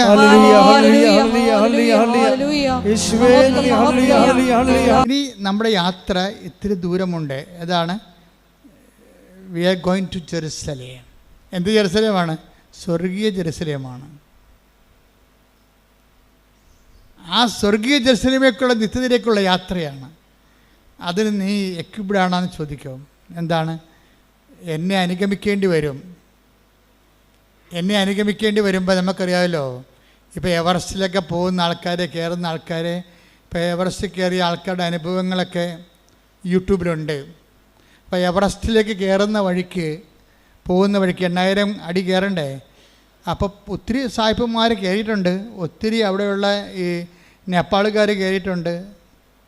അപ്പോൾ ഇവരൊക്കെ ടെൻസിങ് ഹിലാരിയും കയറി. അപ്പോൾ ടെൻസിങ്ങിനെ എന്തിനാണ് കൂട്ടിയത്? ഹിലാരി കൂട്ടാൻ കാര്യം എന്താ? ടെൻസിങ് ഈ മല കണ്ട് വളർന്ന ആളാണ്. അയാൾക്ക് കയറി പരിചയമുണ്ട്. ആ നാട്ടുകാരനാണ്.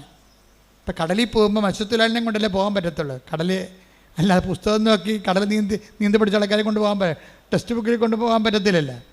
അപ്പോൾ അതുകൊണ്ട് ടെൻസിങ്ങിനും കൂട്ടിയാണ് ഹിലാരി പോണത്. പക്ഷേ ഹിലാരി പോണ വഴിക്കെല്ലാം നേരത്തെ കയറിയ ആൾക്കാർ മരിച്ചു കിടപ്പുണ്ട്. ഇടക്കിടക്ക് അസ്ഥിക്ക് പഞ്ചറാറ് കിടപ്പുണ്ട്. ചിലത് അഴുകിയിട്ട് പൊടിയില്ല. എവറസ്റ്റിൻ്റെ കൊടുമുടിയിലേക്കുള്ള യാത്രയിൽ അഴുകാത്ത ശരീരങ്ങൾ ഹിമാലയത്തിൻ്റെ സ്റ്റെപ്പുകളിൽ കിടപ്പുണ്ട്. എന്താ കാര്യം? നല്ല തണുപ്പാണ്. 0 വന്നിട്ട് -60 വരെ കിടപ്പുണ്ട്. അവിടെയൊക്കെ കിടക്കുന്ന ഡെഡ് ബോഡി അഴുകത്ത് പൊടിയില്ല, അങ്ങനെ കിടക്കുകയാണ്. വർഷങ്ങളെ കിടക്കുന്നവരുണ്ട്. ഈ യാത്രയിൽ മുന്നോട്ട് പോകുമ്പോൾ ഇടക്ക് വെച്ച് ചില സമയത്ത് ഹോൾട്ടാകാൻ സാധ്യതയുണ്ട്, പരിചയമില്ലെങ്കിൽ. അപ്പോൾ സായിപ്പന്മാരാണെങ്കിൽ പോലും ഓക്സിജനൊക്കെ കൊണ്ടല്ലേ, ഒരു ടൈം കഴിഞ്ഞാൽ പിന്നെ ഓക്സിജൻ വേണം. ഒരു 10,000-3000 അടി കഴിഞ്ഞാൽ പിന്നെ ഓക്സിജൻ ഇല്ല അവിടെ, പിന്നെ ഓക്സിജൻ വേണം. അപ്പോൾ വലിയൊരു യാത്രയ്ക്ക്, നിത്യതയ്ക്കുള്ള യാത്രയ്ക്ക് ഇടയ്ക്ക് ഓക്സിജൻ എടുക്കാൻ പറയും. അതിനാണ് ഈ കുരിശെന്ന് പറയുന്നത്. ഓക്സിജനാണ് ശരിക്കും പറഞ്ഞത്. കർത്താവ് വളരെ കാര്യം, കർത്താവിനെ നിത്യതയിൽ എത്തിച്ച് ദൈവത്തിന് പ്രസാദം വാങ്ങിച്ചതിൻ്റെ പിന്നിൽ ഈ പ്രാണവായു എന്ന് പറഞ്ഞ കുരിശുണ്ട്. കുരിശിൻ്റെ ഒരു ക്രിസ്തീയതയുടെ ഒരു പ്രാണനും പ്രാണവായുമാണ് കുരിശ്. പ്രാർത്ഥിക്കുക. കർത്താവായ ദൈവമേ, കുരിശിനെ നിഷേധത്തിൽ കാണാതെ നിത്യത പ്രാപിക്കാനുള്ള പ്രാണവായുവായി മനസ്സിലാക്കുവാൻ എനിക്ക് അഭിഷേകം നൽകണമേ. ശ്രുതികടെ ഹല്ലേലൂയ. അപ്പോൾ ഉയരങ്ങളിലേക്കും ദൈവത്തെങ്കിലേക്കുള്ള യാത്രയിൽ കുരിശിനെ പ്രാണവായുവായും അതുകൊണ്ട് തന്നെ ഒരു പ്രണയ മനോഭാവത്തോടു കൂടി എടുക്കണം. അതുകൊണ്ട് ഈശോ പറയണത്, എന്നെ അനുഗമിക്കാൻ ആഗ്രഹിക്കുന്നവൻ സ്വയം പരിത്യജിക്കണം. പിന്നെ എന്ത് ചെയ്യണം? സ്വയത്തെ നിൻ്റെ സ്വന്തമായി വെച്ചനുഭവിച്ച് സന്തോഷിച്ച് ഈ ഭൂമിയിൽ മരിച്ച് മണ്ണടിഞ്ഞു പോകേണ്ട ആ കണ്ടൻറ്റുകളെ തൽക്കാലം മാറ്റി വെക്കണം. പിന്നെ എന്ത് ചെയ്യണം? സ്വയം പരിത്യജിക്കണം. പിന്നെ കുരിശെടുക്കണം. എൻ്റെ കൂടെ വരണം. അപ്പോൾ ഇതിനകത്ത് ഉടമ്പടിയിലുണ്ടാകുന്ന ഉടമ്പടി ലൈറ്റ് വെയ്റ്റിംഗ് ആക്കണം. എന്താണ്? പെട്ടെന്ന് എയർ ലിഫ്റ്റിംഗ് ആക്കണത് കുരിശിൻ്റെ കണ്ടൻ്റാണ്. കാര്യം കുരിശിൻ്റെ കണ്ടൻറ്റ് നിത്യതയുടെ കണ്ടൻ്റാണ്. അപ്പോൾ നീ എന്ത് ചെയ്യണം? നീ നിയോഗം വെക്കുമ്പോൾ എന്ത് ചെയ്യണം? ആ നിയോഗം എല്ലാം സ്വയം ആകരുത്. എൻ്റെ വീട്, എൻ്റെ വിവാഹം, എൻ്റെ മക്കൾ, അത് എല്ലാം 6 കാര്യം ഉണ്ടെങ്കിൽ 7 കാര്യം എഴുതി വെക്കും. എന്താണ്? അവിടെ പോയിട്ട് പശുവിൻ്റെ പ്രസവം വരെ എഴുതി വെക്കും. പിന്നെ എങ്ങനെയാണ് സംഭവം മുകളിലോട്ട് പോകണം? പാല് കുടിച്ച് നിങ്ങൾ ആ കൊച്ചു മരിച്ചോളൂ, നിങ്ങൾ മരിക്കും. എല്ലാം 6-7 കാര്യം സ്വന്തം കാര്യം എഴുതി വെക്കും. ഇതിന് ജഡസന്ധതിയുടെ പരിപാടിയാണിത്. അതുകൊണ്ടാണ് ഇതൊക്കെ ഒന്ന് പഠിക്കണം. ഇത് പഠിക്കണം. ജഡസന്ധതിയെപ്പോലെ ആകരുത്. പഠിച്ചിട്ട് അതിൻ്റെ അകത്ത് മറ്റുള്ളവരെ ഈ നിയോഗം നിൻ്റെ വീട്ടിൽ നിനക്കൊരു വീട് തന്നാൽ, ആ വീട് തന്നാൽ നീ ആദ്യം ആ വീട് തന്നാൽ അതുകൊണ്ട് നിനക്കും നിൻ്റെ മക്കൾക്കും അല്ലാതെ വേറെ ആർക്കെങ്കിലും പ്രയോജനമുണ്ടോ? ചില ആൾക്കാർ വീട് കൊടുക്കുമ്പോൾ തന്നെ എന്നാ ചെയ്യുമെന്നറിയാമോ? ചില ആൾക്കാർ ഒരു വീട് നിയോഗം വെച്ച് ഉടനെ നിങ്ങൾക്ക് ഒന്നുമില്ല, പാവപ്പെട്ടവരാണെങ്കിൽ ലൈഫ് മിഷൻ്റെ വീട് കിട്ടിയെന്ന് വിചാരിച്ചോ? ആ ലൈഫ് മിഷൻ്റെ വീട് കിട്ടിക്കഴിഞ്ഞാൽ പിന്നെ അതിൻ്റെ അകത്ത് കുരിശുണ്ട്. പിന്നെ ഇവർ കുരിശുണ്ടാക്കും, സ്വന്തമായിട്ട് കുരിശുണ്ടാക്കും. എങ്ങനെ കുരിശുണ്ടാക്കണത്? നിങ്ങൾ ചേട്ടായി ആണല്ലോ, തീർച്ചയായിട്ടും 3 സെൻറ്റ് അവകാശമുണ്ട് 10 സെൻറ്റിൽ. 10 സെൻറ്റ് ഉള്ളതെന്ന് വിചാരിച്ചോ? നിങ്ങൾ എന്നാ ചെയ്യും? അപ്പനോട് സൂത്തത് ഒപ്പിടിച്ചിട്ട് ആ 10 സെൻറ്റ് നടുക്ക് കൊണ്ടുവന്ന് നിങ്ങൾ ലൈഫ് മിഷൻ്റെ വീട് വെക്കും. അനിയൻ ഗൾഫിലാണ്, അവന് പാവപ്പെട്ട ഇവിടെ ഇല്ലല്ലോ. അപ്പം സ്മോൾ അടിക്കുന്ന വേണമെങ്കിൽ അപ്പൻ 2 ലോണ് കിട്ടിയ സന്തോഷത്തിൽ അപ്പൻ 2 വീശിച്ചിട്ട് അപ്പനെ കൊണ്ട് ഒപ്പിടിച്ച് സാധനം സംഭവിക്കും. എന്താണ് സംഭവം? അതോടുകൂടി പിന്നെ അനിയൻ നാട് കടത്തും. സ്വന്തം ചേട്ടൻ തന്നെ അവൻ അനിയനെ പെറ്റ മണ്ണിൽ നിന്ന് മാതാപിതാക്കളിൽ നിന്നും അവരെ നാട് കടത്തും. ഇത് ദൈവത്തിനറിയാം, നിൻ്റെ മനോഭാവം ദൈവത്തിന് അറിയാം. നീ പുതിയ കുരിശുണ്ടാക്കും. അതാണ് സംഭവം. സ്വയം എന്ന് പറഞ്ഞ സംഭവം അതാണ്. ആ ലൈഫ് മിഷൻ വീട്ടിലെ സ്വയം എന്തെന്ന് പറഞ്ഞാൽ എന്താണ്? സ്വയം എന്താണ്? അത് നിൻ്റെ ചേട്ടന്, നിൻ്റെ അനുജന്, അവിടെ കൂടപ്പറപ്പിനെ അവിടെ കിടത്തിപ്പറപ്പിക്കാത്ത രീതിയിൽ, വേറെ ഒരു വീട് അവിടെ വെക്കാൻ പറ്റാത്ത രീതിയിൽ നീ അവിടെ താമസിപ്പിക്കും. എന്നിട്ട് എന്ത് ചെയ്യും? പെങ്ങന്മാരെ നീ അധികം കൈകാര്യം ചെയ്യും. കെട്ടിച്ചു പോയ പെങ്ങന്മാർ വീട്ടിൽ വരുമല്ല അമ്മയെ കാണാൻ. അയ്യോ, നീ മോന്തം കയറ്റി അവിടെ വരും. നീ നല്ല കാര്യം, നിൻ്റെ വീടല്ലേ, നിൻ്റെ വീട് നീ അപ്പനെടുക്കുന്ന എഴുതി വാങ്ങിച്ച വീടല്ലേ. പിന്നെ അന്നും അപ്പൻ ഒപ്പിട്ട് തന്നാൽ പിന്നെ നിൻ്റെ പരിപാടി എന്താണ്? നിൻ്റെ പ്രാർത്ഥന എന്താണ്? അപ്പൻ എത്രയും വേഗം ചാകണമെന്നാണ് പ്രാർത്ഥന. എന്താ കാര്യം? അപ്പൻ ഒപ്പിട്ട് തന്നില്ലേ, അനിയൻ വരുമ്പോൾ അപ്പൻ്റെ കടുത്തേക്ക് കയറുമല്ല, അപ്പൻ ചാകണം. എങ്ങനെയുണ്ട് പരിപാടി? അപ്പം നീ ആ വീടും ആ സ്ഥലവും അടിച്ചു മാറ്റുകയും പെങ്ങന്മാരെ അനുജനം പുറത്താക്കുകയും ചെയ്യും. നിൻ്റെ നിയോഗത്തിൽ ഓടരുത് അമ്മാവ്, ആളറിയാവുന്ന ആദ്യമേ തന്നെ ഇത് സ്കാൻ ചെയ്യുമ്പോൾ തന്നെ പറയും ഇതിന് വിസ കിട്ടത്തില്ലെന്ന് പറയും. എന്താ കാര്യം? നിൻ്റെ മനസ്സിരിപ്പ് എന്താണെന്ന് ദൈവത്തിന് അറിയാം. അപ്പം നിയോഗങ്ങളുള്ള സ്വയം, അതാണ് ഈശോ പറയണത്. എന്നെ അനുഗമിക്കാൻ ആഗ്രഹിക്കുന്നെങ്കിൽ സ്വയം പരിത്യജിക്കണം. മക്കളെ, നിങ്ങളുടെ ശ്രദ്ധ പോകരുത്. ഞാൻ പറഞ്ഞുകൊണ്ടിരിക്കുന്നത് ഈ നിയോഗങ്ങളെ എങ്ങനെ ലൈറ്റ് വെയ്റ്റ് ആക്കാം, എങ്ങനെ ഭാരം കുറഞ്ഞതാക്കാം. അതിനകത്തുള്ള സ്വയം കണ്ടൻറ്റുകളെ നിങ്ങൾ വാറ്റിക്കളഞ്ഞാൽ മതി. സ്വയം കണ്ടൻറ്റുകൾ. എന്നിട്ട് എന്ത് ചെയ്യണം? കുരിശ് ആഡ് ചെയ്യണം. എന്ന് വെച്ചാൽ എൻ്റെ അർത്ഥം എന്താണ്? കുരിശ് ആഡ് ചെയ്യണം എന്ന് പറഞ്ഞാൽ എന്താണ്? നിങ്ങൾ രക്ഷപ്പെട്ടാൽ മറ്റുള്ളവരെയും രക്ഷപ്പെടുത്തും. അതാണ് കുരിശ് ആഡ് ചെയ്യണത്. മനസ്സിലായില്ലേ? നിങ്ങളുടെ നിയോഗങ്ങളിൽ ഗ്യാരണ്ടി, മറ്റുള്ളവരുടെ രക്ഷ. ഈ ദിവസങ്ങളിലെ റിനു റോജിൻ എന്ന് പറഞ്ഞൊരു ദമ്പതികൾ സാക്ഷ്യം പറഞ്ഞു. റിനു റോജിൻ, അത് ഒരു 1.5 സാക്ഷ്യമാണ്.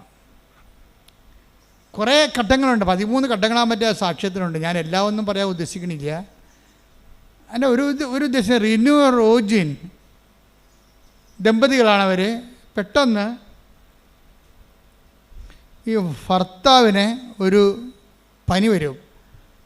6 ഡിഗ്രി, അതായത് 106 ഡിഗ്രി. അതിൻ്റെ കാരണം ഒരു പ്രത്യേകതരം ബാക്ടീരിയ ഈ മനുഷ്യൻ്റെ ശരീരത്തിൽ കയറും. എവിടുന്നാണ് കയറിയെന്നൊക്കെ അവൾ പറയുന്നുണ്ട്. അത് അംബികസ്, അത് ശരിയാണോ ഇല്ലെന്ന് നമുക്ക് ടെസ്റ്റിഫൈഡ് അല്ലാത്തതുകൊണ്ട് ഞാൻ പറയണില്ല. പക്ഷെ പനി വിട്ട് മാറുന്നില്ല. പനി കയറി പോയി അവസാനം ഡോക്ടർ ഇവളോട് പറയുകയും ഐസിയുലേക്ക് മാറ്റിക്കഴിഞ്ഞിട്ട് പറയും, ഐസിയുന്ന് എത്ര കാലം കഴിയുമ്പോൾ എടുക്കാൻ പറ്റുന്ന അറിയത്തില്ല, ഈ ബാക്ടീരിയ കയറി കാരണം. എന്നാ ബാക്ടീരിയ ആണത്? Staphylo ficus caucus. Staphylo caucus എന്ന് പറഞ്ഞൊരു ബാക്ടീരിയയാണ്. അത് കയറിയിട്ട് അതിന് ബ്രെയിനിൽ കയറും. പിന്നെ കിഡ്നിയിലും കരളിലും ഒക്കെ കയറും. ഇൻറ്റേർണൽ ഓർഗൻസ് എല്ലാം ഡാമേജ് ആകും. ഭയങ്കര സീരിയസ് ആയി, അയാളെ മരിക്കുന്നൊരു കണ്ടീഷനായി. അപ്പോൾ ഇവൾ പറയണ കുറേ വാക്കുകളുണ്ട്. സാക്ഷ്യം നിങ്ങൾ കേൾക്കണ്ട. റിനുവിൻ്റെ സാക്ഷ്യം ഒരു ക്വാളിറ്റി ആയിട്ടുള്ള സാക്ഷ്യമാണ്. Plain miracle by miracle. ഒത്തിരി മിറക്കിൾസ് ഉണ്ടെങ്കിലും മിറക്കിളല്ല അതിൻ്റെ അകത്തുള്ള സംഭവം. മിറക്കിളിനേക്കാൾ ഉപരി അതിൻ്റെ അകത്തൊരു സ്പൈനൽ കോഡ് പോകുന്നുണ്ട്. ദൈവാനുഭവത്തിൻ്റെയും ദൈവത്തിൻ്റെ കണ്ടെത്തലിൻ്റെയും ഒരു സ്പൈനൽ കോഡ് പോകുന്നുണ്ട്. അപ്പോൾ ഇവൻ്റെ ഡെലിറിയം സിറ്റുവേഷൻ ദൈവം മരിച്ചു പോകുന്നുള്ള ചിന്ത വരുമ്പോൾ ഉടനെ ഇവൾ പറയണത്, എനിക്കൊരു അഭയവുമില്ല. ആകപ്പാടെ എനിക്കുള്ളത് എന്താണ്? എൻ്റെ ഉടമ്പടിയാണെന്ന്. എന്നെ വർത്താന, വല്ലാത്ത വർത്താന. ആ ഒരു സിറ്റുവേഷനിലേ എനിക്ക് ആകപ്പാടെയുള്ള അഭയം. കാര്യം ഇതിന് മരുന്നില്ല, ഒരു ഓപ്പറേഷൻ വേണം, ഏതെല്ലാം ഓർഗൻസ് ഓപ്പറേറ്റ് ചെയ്യണമെന്നൊരു പിടിയില്ല. സർജൻ എപ്പോഴും എന്നെ കാണുമ്പോൾ പറയും, കാശ് റെഡിയാക്കിക്കോ. സർജനെ കാണുമ്പോഴൊക്കെ പേടിയാണ്. ആ മനുഷ്യൻ പിടിക്കുന്ന 2 കാര്യം പറയാനാണ്. എന്താണ്? ഓപ്പറേഷൻ കാശ് റെഡിയാക്കിക്കോ, പിന്നെ മാനസികമായിട്ട് ഒരുങ്ങിക്കൊള്ളാൻ. ചിലപ്പോൾ ചത്തുപോകുന്നതായി പറയണത്. ഇവർക്ക് അത്രേ പറയാൻ പറ്റത്തുള്ളൂ. എത്ര വലിയ സർജനായെന്ന് പറഞ്ഞാൽ, എത്ര എക്സ്പീരിയൻസ്ഡ് ആയാലും ഒരു വിഷയം നമുക്കുണ്ടായാൽ അവർക്ക് 2 കാര്യങ്ങളെ പറയാൻ പറ്റത്തുള്ളൂ. എന്താണ്? ഒന്ന്, മാനസികമായിട്ട് ഭർത്താവിനും മരണത്തിനായി നിങ്ങൾ ഒരുങ്ങിക്കൊള്ളുക. രണ്ടാമത്തെ എന്താണ്? കാശ് റെഡിയായിക്കൊള്ളുക. പോരെ? അപ്പോൾ അവൾ പറയണതേ അതാണ് എന്നോട് പറഞ്ഞത്. പക്ഷേ എനിക്ക് ഫീൽ ചെയ്തത് എന്താണെന്നറിയാവോ? ഞാൻ കല്യാണ നിശ്ചയത്തിൻ്റെ ദിവസം ഞാൻ കർത്താവിനോട് ചോദിച്ചു, കർത്താവേ, ഞാൻ കെട്ടാൻ പോകുന്ന പയ്യൻ നീയാണ് സെലക്ട് ചെയ്തത്, അതാ ചുമ്മാ എനിക്ക് തോന്നിയതാണെന്ന് ചോദിച്ചു. നീ അല്ല സെലക്ട് ചെയ്തെങ്കിൽ ഇപ്പം പറയണം, ഞാൻ ഇപ്പോൾ ഉപേക്ഷിക്കാൻ തയ്യാറാണ്, കല്യാണം വേണ്ട. എന്നിട്ട് ഇവിടെ അവിടെ കല്യാണ നിശ്ചയത്തിൻ്റെ തലേ ദിവസം വിശ്വാസപ്രമാണം ചൊല്ലും. ഒരു റിലേഷൻ കണ്ട. അതാണ് ഈ ക്രൈസ്റ്റ് എന്ന് പറയുന്ന യാഥാർത്ഥ്യങ്ങളോടുള്ള ഇൻറ്റിമസി എന്ന് പറയണത്. ചില ആൾക്കാർ കാണിക്കുന്നത് നമുക്ക് ഞെട്ടിപ്പിക്കുന്നതാണ്. അവർ കല്യാണ നിശ്ചയത്തിൻ്റെ തലേ ദിവസം പറയണേ, കർത്താവേ, ഈ കെട്ടാൻ പോണ പയ്യൻ നിൻ്റെ സെലക്ഷനാണോ, അതോ മാനുഷികമായിട്ടുണ്ടായ സംഭവമാണോ ഇത്? ഇനി ആണോ അല്ലേന്ന് നീ പറഞ്ഞാൽ, നീ എന്ത് പറഞ്ഞാലും ഞാൻ അതിൻ്റെ കൂടെ നിൽക്കുമെന്ന് പറഞ്ഞു. അപ്പോൾ അവിടെ ആരുമില്ല, അവളുടെ ദൈവവും മാത്രമേ ഉള്ളൂ. അപ്പോൾ കർത്താവ് വചനം എടുത്തപ്പോൾ അവളോട് സംസാരിച്ചു. ഹല്ലേലൂയ. ജെറമിയ 29:11. കർത്താവ് അരുളി ചെയ്യുന്നു, നിങ്ങളെക്കുറിച്ചുള്ള പദ്ധതി എന്റെ മനസ്സിലുണ്ട്. നിങ്ങളുടെ നാശത്തിനല്ല, ക്ഷേമത്തിനുള്ള പദ്ധതിയാണത്. നിങ്ങൾക്ക് ശുഭമായ ഭാവിയും പ്രത്യാശയും നൽകുന്ന പദ്ധതി. ഇപ്പോൾ ദൈവത്തിന് നമ്മളുടെ സത്യസന്ധത പിടികിട്ടിക്കഴിഞ്ഞാൽ പിന്നെ ദൈവം കമ്മ്യൂണിക്കബിൾ ആവും. നിങ്ങളൊക്കെ ഈ വചനമൊക്കെ ഇടയ്ക്കിടയ്ക്ക് തുറന്നു നോക്കണതാണേ. എന്നിട്ട് തുറന്നു നോക്കിച്ചു, അതങ്ങനെയാണ്, അതങ്ങനെയല്ല, അതിങ്ങനെ ഇരിക്കുമെന്ന് പറയും. നിങ്ങളുടെ ഇഷ്ടത്തിനനുസരിച്ച് വചനം, നിങ്ങളുടെ സുഖത്തിനനുസരിച്ച് താല്പര്യത്തിനനുസരിച്ച് നിങ്ങൾ വചനം വളച്ചൊടിക്കും. അത് കർത്താവിനറിയാം. ചുമ്മാ ദൈവത്തെ പറ്റിക്കാൻ വേണ്ടി വചനം നോക്കണമെന്നറിയാം. വചനം നോക്കുന്നവരെ 1-1.5 ജപമാലയൊക്കെ ചൊല്ലി അവിടെ കുത്തിയിരുന്ന് നേരത്തെ ഒന്ന് പോയി കുമ്പസാരിച്ച് വിശുദ്ധീകരിച്ച് ദൈവത്തിന് തോന്നണം നിങ്ങൾ ദൈവത്തിൻ്റെ മനസ്സ് അറിയാൻ വേണ്ടിയാണ് എടുക്കണമെന്ന്. തന്നെയല്ല, മുൻകാല വചനം നോക്കുന്നവരോട് ഷാർപ്പാകണമെങ്കിൽ മുൻകാല അനുഭവങ്ങൾ വേണം ദൈവത്തിന്. മുൻകാല അനുഭവങ്ങൾ എന്ന് പറഞ്ഞാൽ എന്താണെന്നറിയാമോ? അതായത് വചനത്തിലൂടെയോ സ്വപ്നത്തിലൂടെയോ ദൈവത്തിന് കമ്മ്യൂണിക്കേറ്റ് ചെയ്യണമെങ്കിൽ ഒരു പഞ്ഞവുമില്ല. ദൈവം ആരോടും കമ്മ്യൂണിക്കേറ്റ് ചെയ്യാൻ പ്രത്യേകിച്ച് വിദ്യാഭ്യാസം വേണ്ട. അതിനെന്താണ് എളുപ്പം എന്ന് വെച്ചാൽ, നിങ്ങൾ നേരത്തെ കിട്ടിയ വചനം അനുസരിച്ചാണ് ജീവിച്ചതെന്നുള്ള ഫോർമൽ റെക്കോർഡ്സാണ് പ്രശ്നം. അത് ഭയങ്കര സീരിയസ് വിഷയമാണ്. പഴയ റെക്കോർഡ്സ് ഇല്ലേ, നിങ്ങൾ നേരത്തെയൊക്കെ വചനം എടുത്തിട്ടുള്ളതാണല്ലോ. അപ്പോഴും നിങ്ങൾ എന്നിട്ട് ആ വചനത്തിനെതിരായിട്ടായിരിക്കും ചെയ്യണത്. കർത്താവ് പറഞ്ഞ ആ സ്ഥലം എടുക്കരുതെന്ന് പറഞ്ഞു. ചിലപ്പോൾ ആ സ്ഥലം എടുക്കാൻ വേണ്ട വചനം നിങ്ങൾക്ക് സ്ഥലം വേണം, അതെടുക്കാനുള്ള വചനം നിങ്ങൾ പ്രാർത്ഥിച്ച് എടുത്തു കഴിഞ്ഞപ്പോൾ ചിലപ്പോൾ ഹക്കൽ ദേവമാ രക്തത്തിൻ്റെ പറമ്പെന്നുള്ള വചനമായിരിക്കും ചിലപ്പോൾ കിട്ടിയത്. അപ്പോഴതിൻ്റെ അർത്ഥം എന്താണ്? അതെടുക്കരുതെന്നല്ല എൻ്റെ അർത്ഥം. പക്ഷേ നിങ്ങളെന്ത് ചെയ്യും? അയ്യോ അതെങ്ങനെ ചെയ്യാം, ഞാനെടുത്തില്ല, അവളാട്ട് കയറി എടുക്കുമെന്ന് പറയും. ഇത് കൺസായല്ലേ? വേറെ ഒരുത്തി വീടിൻ്റെ പുറകിൽ താമസിക്കുന്നുണ്ട്. ഞാനെടുത്തില്ലെങ്കിൽ ആ പറമ്പ് അവൾ കയറി അടിക്കും. പിന്നെ അവളുടെ പൊങ്ങച്ചത് ഞാൻ കാണണം. അതിപ്പോൾ ഞാൻ ഉപയോഗിക്കണ്ടല്ലോ, മക്കൾക്ക് കൊടുത്താൽ മതി, അല്ലെ വിൽക്കാൻ വേണ്ടിയല്ലേ ഞാനെടുക്കും. ഇങ്ങനെ തരികിട തട്ടാമുടിയൊക്കെ പറയും ദൈവത്തോട്, ഇതിന് സ്ഥലം എടുക്കും. അപ്പം തന്നെ നിൻ്റെ കാര്യത്തിലൊരു തീരുമാനമാകും. എന്താ കാര്യം? നീ ഒരു വചനം പറഞ്ഞാലും നിൻ്റെ താല്പര്യം അനുസരിച്ചുകൊണ്ട് നീ നിൻ്റെ ലാഭം നോക്കിയും നീ അത് വളച്ചൊടിച്ചിട്ട് ദൈവത്തിൻ്റെ വചനത്തെ നിരാകരിക്കൂ. അങ്ങനെ ഒരിക്കൽ നിരാകരിച്ചാൽ പിന്നെ വചനത്തോട് സംസാരിക്കത്തില്ല. വചനത്തെ സംസാരിക്കേണ്ട ഒരു കുഴപ്പമില്ല. ഞങ്ങളൊക്കെ തന്നെ ഈ വചനം തുറന്നു നോക്കി തന്നെയും വചനം എടുപ്പിച്ചും തന്നെ ജീവിക്കണത് എത്രയോ വർഷങ്ങളായി. Sharp ഷൂട്ടാണ്, correct. 2+2 4 പറയത്തുള്ളൂ, അല്ലാതെ 4.1 ഒന്നും പറയത്തില്ല. ദൈവം ഇൻട്രാക്ട് ചെയ്യണമല്ല, എൻ്റെ മീഡിയം അതാണ്. എല്ലാ സമയത്തുമൊക്കെ നമ്മളുടെ കൂടെ ഇങ്ങനെ നിഴല് പോലെ ഇങ്ങനെ ദൈവം സഞ്ചരിക്കും. ഉടമ്പടി പോലെ ഇങ്ങനെ സഞ്ചരിക്കാൻ പറ്റിയ ഒരു സംഭവമില്ല.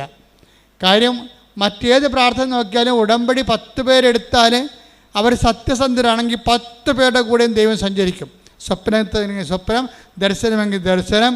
ഇപ്പം കഴിഞ്ഞ ദിവസം ഒരു മോൾ സാക്ഷ്യം പറഞ്ഞു, ദൈവമേ നീ എന്നെ കൈവിട്ടാ, ഞാൻ പാപ്പരായല്ല എന്ന് ഞാൻ ചിന്തിച്ച് വിഷമിക്കണ ആ സമയത്ത് തന്നെ കൃപാസനത്തിൽ മാതാവിൻ്റെ മുമ്പിൽ 16 നൂറുകണക്കിന് മെഴുകുതിരി കത്തിക്കണ മാതാവിൻ്റെ ഫ്രണ്ട് വശത്ത് ഞാൻ നിൽക്കുമ്പോൾ എനിക്കടിക്കണ ഒരു മെഴുകുതിരിയുടെ ഉരുകിയ മണമുണ്ട്.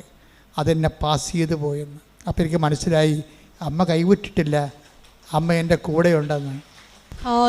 അതായത് ഇപ്പം ഞാൻ തന്നെ, അതായത് ഞാൻ കഴിഞ്ഞ ദിവസങ്ങളിൽ എനിക്കൊരു അമേരിക്കൻ ധ്യാനം വന്നു. അപ്പോൾ ഞാൻ കൽക്കട്ടയിൽ പോയി വിസ ഇൻ്റർവ്യൂ നിൽക്കുകയാണ്. അപ്പോൾ എൻ്റെ 160 ഫോം കാണാനില്ല പോയി. അപ്പോൾ ഞാനവിടെ അത് പോയാൽ പിന്നെ ഇൻ്റർവ്യൂ നടക്കത്തില്ല. ഞാനവിടെ നിന്ന് കൂളായിട്ട് ജവമാല ചൊല്ലിക്കൊണ്ട് നിൽക്കുകയാണ്. അപ്പോൾ അവരയാൾ പറഞ്ഞ് കയറാൻ പറ്റത്തില്ല, നിങ്ങളുടെ ബയോമെട്രിയുടെ പേപ്പർ കാണാനില്ലെന്ന് പറഞ്ഞു. അപ്പോൾ ഞാൻ അവിടെ കൂടാതെ നിൽക്കുകയാണ്. ഞാൻ കൂടെ നിൽക്കുകയാണ്. സാർ എൻ്റെ ഉണ്ടായിരുന്നതാണ്, 25 കിലോമീറ്റർ അകലെയാണ് എൻ്റെ ഹോട്ടൽ, വേണമെങ്കിൽ ഇപ്പോൾ എടുത്തുകൊണ്ട് വരാം, പക്ഷേ ഇവിടെ എൻ്റെ രേഖകൾ കാണുമല്ലോ, സാർ ഒന്ന് സഹായിക്കണമെന്നൊക്കെ പറഞ്ഞു. ഞാൻ നിൽക്കണം. അങ്ങനെ നിൽക്കുമ്പോൾ ഞാനോടത്ത് ഈശോ ഇതിൻ്റെ അകത്ത് വല്ല കേസും ഉണ്ടോ എന്ന് ചോദിച്ചു. കേസ്. അപ്പോൾ എന്നിട്ട് അവസാനം ഈ മനുഷ്യന് ഒരു അറിവ് തോന്നിയിട്ട് അവിടെ ഇൻ്റർവ്യൂവിൻ്റെ ഇടയ്ക്കൂടി എന്നെ കയറ്റിക്കൊണ്ടുപോയി അവിടെ ഇൻ്റർവ്യൂ നടക്കി. ഞാൻ ചെല്ലുമ്പോൾ പല കൗണ്ടേഴ്സാണ്. കൗണ്ട് ചെയ്യുമ്പോൾ ഈ അമ്മ എന്നോട് പറഞ്ഞ് നീ കൗണ്ടറിൻ്റെ എണ്ണം നോക്കാൻ പറഞ്ഞു. അപ്പോൾ ഞങ്ങൾക്ക് എണ്ണം നോക്കിയപ്പോൾ നമ്പർ 6 ആണ്. അപ്പം ഇറ്റ്സ് ഓക്കെ, ഇനി പോയാലും പോയില്ലെങ്കിലും കുഴപ്പമില്ല. എന്താ കാര്യം, അമ്മ കൂടെ ഉണ്ടല്ലോ, അത് മതി. നമ്പർ 6 ആരുടെ നമ്പരാ? അമ്മയുടെ നമ്പരാ. അത് നിങ്ങളെപ്പോഴും സൂക്ഷ്മതയുള്ളവരായിരിക്കണം. എല്ലാ സമയത്തും ഈ പ്രസൻസ് എന്ന് പറഞ്ഞ ഉടമ്പടിയുടെ ഒരു ഇട്ടിവെട്ട് സംഭവമാണ്. അത് ഈ ഉടമ്പടി എന്ന് പറയുമ്പോൾ മറ്റേതെന്ത് ഇത് ഗ്യാരണ്ടീഡ് അല്ലേ? കാര്യം ദൈവം വാഗ്ദാനം ചെയ്ത അതേ ഫോർമുല നമ്മൾ കണിശവും കൃത്യവുമായിട്ട് പ്രയോഗിച്ചുകൊണ്ട് ഒരു ആധ്യാത്മിക മുന്നേറ്റത്തിൽ നടത്തുമ്പോൾ നീ കറക്റ്റ് ദൈവപൈതലായിട്ട് മാറുകയല്ലേ. അപ്പോൾ ആ ദൈവപൈതലായിട്ട് മാറണ സമയത്ത് സ്വാഭാവികമായിട്ട് ദൈവത്തിൻ്റെ സാന്നിധ്യം ഉറപ്പാണ്. അതുകൊണ്ട് നിൻ്റെ സ്വപ്നങ്ങൾ നീ ശ്രദ്ധിക്കണം.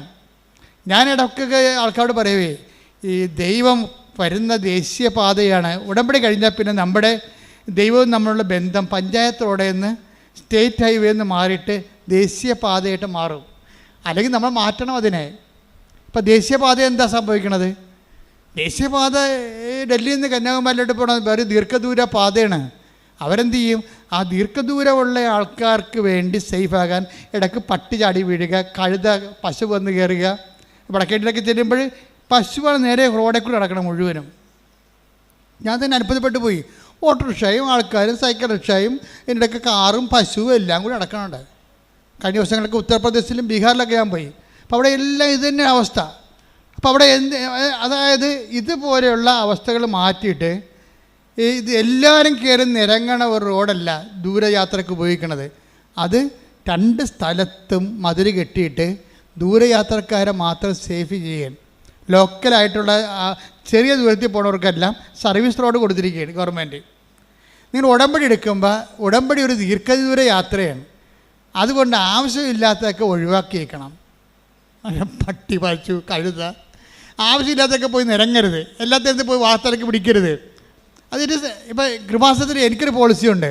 കാര്യം ഞാൻ ഇമ്പോർട്ടൻസ് കൊടുക്കണമെന്നുണ്ടെങ്കിൽ ഇവിടുത്തെ സാക്ഷ്യം കുറഞ്ഞാൽ മാത്രമേ ഞാൻ ഇമ്പോർട്ടൻസ് കൊടുക്കത്തുള്ളൂ. അല്ലെങ്കിൽ ഉടമ്പടിയിലുള്ള അനുഭവങ്ങൾ കുറയുന്നുണ്ടെങ്കിൽ മാത്രമേ ഞാൻ ഇമ്പോർട്ടൻസ് കൊടുത്തുള്ളൂ. ബാക്കിയുള്ള കാര്യങ്ങൾക്ക് ഒരു കറക്ഷൻ കൊടുക്കും, അത്രേ ഉള്ളൂ. ആ ചാപ്റ്റർ അടച്ച് ക്ലോസ് ചെയ്യും. ഒന്നെങ്കിൽ അയാളെ ഞാൻ ക്ലോസ് ചെയ്യും, അല്ലെങ്കിൽ അയാളുടെ ഈ കൃപാസനത്തിലുള്ള ഓരോ കൗണ്ടറിലൊക്കെ ഓരോ ആൾക്കാർ ഇരിപ്പില്ലേ, ആ കൗണ്ടറിലുള്ള അവരുടെ ജോലി ഞാൻ ക്ലോസ് ചെയ്യും. അല്ലെന്നുണ്ടെങ്കിൽ അവരുമായിട്ട് മുന്നോട്ട് പോകത്തില്ല. എന്താ കാര്യം? അതൊക്കെ ലോക്കൽ പരിപാടികളാണ്. നമുക്ക് ആ ലക്ഷ്യങ്ങളില്ല. നമ്മുടെ ലക്ഷ്യം നമ്മൾ ദേശീയ പാതയിലൂടെ സഞ്ചരിക്കുന്നതാണ്. അപ്പോൾ നിത്യതയ്ക്കുള്ള യാത്രയിൽ നമ്മളെപ്പോഴും പ്രയോറിറ്റി കൊടുക്കണം. ഇപ്പോൾ ആ നാത്തിനുമായിട്ട് ഇടിവെച്ച്, അമ്മായിയമ്മയുമായിട്ട് ഇടിവെച്ച്, മരുമകളുമായിട്ട് ഇടിവെച്ച്, പിന്നെ ഓരോ കാര്യത്തിനും കയറി നിങ്ങൾ കെട്ടുപിണഞ്ഞ് അങ്ങനെ ഒന്നും ചെയ്യാൻ പാടില്ല.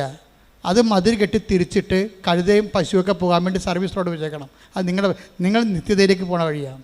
നിത്യതയിലേക്കുള്ള വഴിയിൽ നല്ല ആവശ്യമില്ലാത്ത ട്രാഫിക് ഉണ്ടാക്കരുത്. U got the point. Pedia ആവശ്യമില്ലാത്ത വണ്ടി പോയി തലയിടരുതെന്നാണ് ഈ പറഞ്ഞതിന് വെച്ചാൽ. ഓരോരുത്തരെ കുറിച്ചൊക്കെ ഇങ്ങനെ പറഞ്ഞുകൊണ്ടിരിക്കും, പക്ഷേ ദി ഹാവ് നോ ഐഡിയ. നിങ്ങൾ മൂളി കേൾക്കും, ചിലപ്പോൾ അവരോട് ചിലപ്പോൾ യെസ് ഓർ നോ പറയും, അത്രേ ഉള്ളൂ. പക്ഷേ നിങ്ങൾ പേഴ്സണലായിട്ടും അതിനകത്ത് ഇൻവോൾവ് ചെയ്യരുത്. കാര്യം എന്താ? നിങ്ങൾ ഉടമ്പടിയിലാണ് പ്രാർത്ഥിക്കുക. കർത്താവായ ദൈവമേ, അങ്ങയുമായി ഉടമ്പടിയിലായിട്ടുള്ള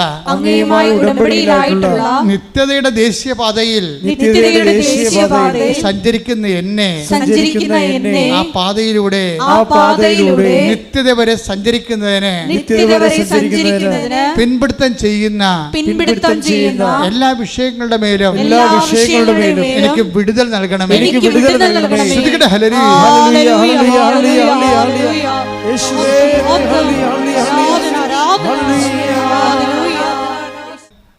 റീനോട് സർജൻ എന്താ പറയണത്? പൈസ റെഡിയാക്കി വെക്കണം, പിന്നെ എന്താണ്, എന്ത് കാഷ്വാലിറ്റിയും ഫേസ് ചെയ്യാൻ മനസ്സൊരുക്കം ഉണ്ടാകണം, അത്രേ ഉള്ളൂ. അപ്പോൾ റീനു പറയും, അത് കുഴപ്പമില്ല, ഞാൻ കർത്താവിനോട് ചോദിച്ചായിരുന്നു ഈ മനുഷ്യനെ കല്യാണം കഴിക്കാൻ നേരത്ത്, നിശ്ചയത്തിൻ്റെ ദിവസം തന്നെ ചോദിച്ചു, നിൻ്റെ സെലക്ഷനാണോ എൻ്റെ സെലക്ഷനാണോ പറഞ്ഞപ്പോൾ കർത്താവിനോട് പറഞ്ഞു, കുഴപ്പമില്ല, എനിക്ക് നിന്നെക്കുറിച്ചുള്ള പദ്ധതിയാണ് നിൻ്റെ ഭർത്താവെന്ന് പറഞ്ഞു. അയ്യോ, അപ്പോൾ എനിക്ക് പറഞ്ഞു ഞാൻ ഹാപ്പിയായി. ഞാൻ ഹാപ്പിയായി. എന്തൊക്കെയാണ്? ഈ മനുഷ്യന് എന്ത് സംഭവിച്ചാലും അത് ദൈവത്തിൻ്റെ പദ്ധതിയാണ്. അതാണ് ക്രിസ്തുവിനെ കക്ഷി ചേർക്കാൻ കണ്ടില്ലേ? ഓരോ മനുഷ്യന്മാർ വളരണത്. അവർക്കൊരു 10-26 വയസ്സേ ഉള്ളതെന്ന് പറഞ്ഞു കണ്ടിട്ട്, പക്ഷേ ഇട്ടിവിടെ വർദ്ധാനം പറയണത് 10-76 കൊല്ലം ഇവിടെ ജീവിച്ചതിൻ്റെ ആധ്യാത്മിക അനുഭവമാണ്. ആധ്യാത്മിക അനുഭവത്തിൽ റീനു പറയുന്നൊരു കാര്യമുണ്ട്. അതായത് ഞാൻ അനുഭവിച്ച് വളർന്ന ഒരു സത്യമുണ്ട്. അനുഭവിച്ച് വാക്കിനെ ഇങ്ങനെ എടുത്തെടുത്ത് പറയണം. ഞാൻ അനുഭവിച്ച് വളർന്ന ഒരു സത്യമുണ്ട്. എന്താണ് ആ സത്യം? എൻ്റെ പൊന്നു തമ്പുരാൻ എന്നെ ഒരു കാരണവശാലും കൈവിടത്തില്ലെന്ന്. ഓരോ അനുഭവങ്ങളും ഭയങ്കര സംഭവമല്ലേ. അതായത് റിനു ഹാപ്പിയാണ്. ഇതിൻ്റെ ഇടയ്ക്ക് ഈ സർജൻ ഇങ്ങനെ പറയാനുള്ള കാരണമുണ്ട്. കാര്യം റിനു എന്തുകൊണ്ടാണ് ഇങ്ങനെ എന്ന് പറഞ്ഞാൽ ഞാൻ അനുഭവിച്ചു വളർന്ന ഒരു സത്യമുണ്ട്. എന്റെ പൊന്നു തമ്പുരാൻ ഒരിക്കലും എന്നെ കൈവിടത്തില്ല. ഇതാണ് ഇത് എല്ലാവർക്കും ഉള്ള അനുഭവമാണ്, എല്ലാവർക്കും ഉണ്ടാകേണ്ട അനുഭവമാണ്. എന്താണ്? ദൈവം നിങ്ങളെ കൈവിടത്തില്ല. അത് ബൈബിളിൻ്റെ I will not abandon you at any cost എന്ന് പറയത്തില്ലേ? 13:5 ഞാൻ നിന്നെ ഒരു വിധത്തിലും അവഗണിക്കുകയോ എന്ന് പറഞ്ഞേ, ഞാൻ നിന്നെ ഒരു വിധത്തിലും അവഗണിക്കുകയോ ഉപേക്ഷിക്കുകയോ ഇല്ല എന്ന് അവിടുന്ന് പറഞ്ഞിട്ടുണ്ടല്ലോ. അതാണ് അതിൻ്റെ വചനം. അതാണ് ഈ റീനു പറയണത്. ഞാൻ അനുഭവിച്ച് വളർന്ന ഒരു സത്യമുണ്ട്. എന്താ സത്യം? അവിടുന്ന് എന്നെ ഒരു കാരണവശാലും കൈവിടത്തില്ലെന്ന്. എന്താ ഇങ്ങനെ പറഞ്ഞാറേ? ഇങ്ങനെ പറയാൻ കാരണം, ഇവളുടെ ഭർത്താവിനെ സ്കാൻ ചെയ്ത് കഴിഞ്ഞപ്പോൾ ഹൃദയത്തിൻ്റെ ധമനിയിൽ ഒരു വെജിറ്റേഷൻ. അപ്പോൾ ഡോക്ടർ പറഞ്ഞ് ഇത് ബ്ലഡ് ബ്ലോക്ക് ചെയ്യും, ഹൃദയം ഓപ്പറേറ്റ് ചെയ്യേണ്ടി വരുമെന്ന് പറഞ്ഞ്. അപ്പോൾ 1 by 1 ആയിട്ട് ഈ മനുഷ്യനെ ഇപ്പോൾ കൊണ്ടുപോയ രോഗമല്ല ഇപ്പോൾ ഉള്ളത്. ഇപ്പോൾ ഉള്ളത് ഹൃദയത്തിന് വാൽവിൻ്റെ ഉള്ളിലൊരു വെജിറ്റേഷൻ, പൂപ്പൽ ഇങ്ങനെ കൾച്ചർ ചെയ്ത് വരികയും അത് വളർന്ന് വരികയും അത് വളർന്നു വരുന്നതനുസരിച്ച് ബ്ലോക്ക് ചെയ്തുകൊണ്ടിരിക്കും.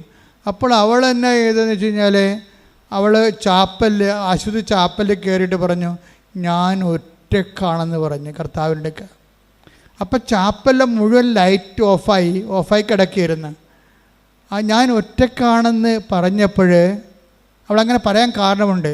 അവളുടെ അമ്മ ഒരിക്കൽ അവളോട് പറഞ്ഞു, കൃപാസനം പത്രം കാണിച്ചു കൊടുക്കും. എടി ഇത് കണ്ടേടി, ഈ പത്രാധിപെക്കുറിച്ച് ഈ പ്രാവശ്യം അച്ഛൻ എഴുതിയിരിക്കണ വായിച്ചേ. മോസസ് ഈജിപ്തിൽ ഫറവോൻ്റെ അടുത്ത് പോകാൻ പറഞ്ഞപ്പോൾ മോസസ് പറഞ്ഞു, ഞാൻ ഒറ്റക്കാണെന്ന് പറഞ്ഞ്, ഞാൻ എങ്ങനെ പോകും? അപ്പോൾ പറഞ്ഞു, ഞാൻ നിൻ്റെ കൂടെ വരുമെന്ന്. അപ്പോൾ എന്നിട്ട് ഞാനത് വ്യാഖ്യാനിച്ച് പറഞ്ഞു, നമ്മൾ ഒറ്റക്കാണെങ്കിൽ ഉറപ്പായിട്ടും കർത്താവ് കൂടെ ഉണ്ടാകുമെന്ന്.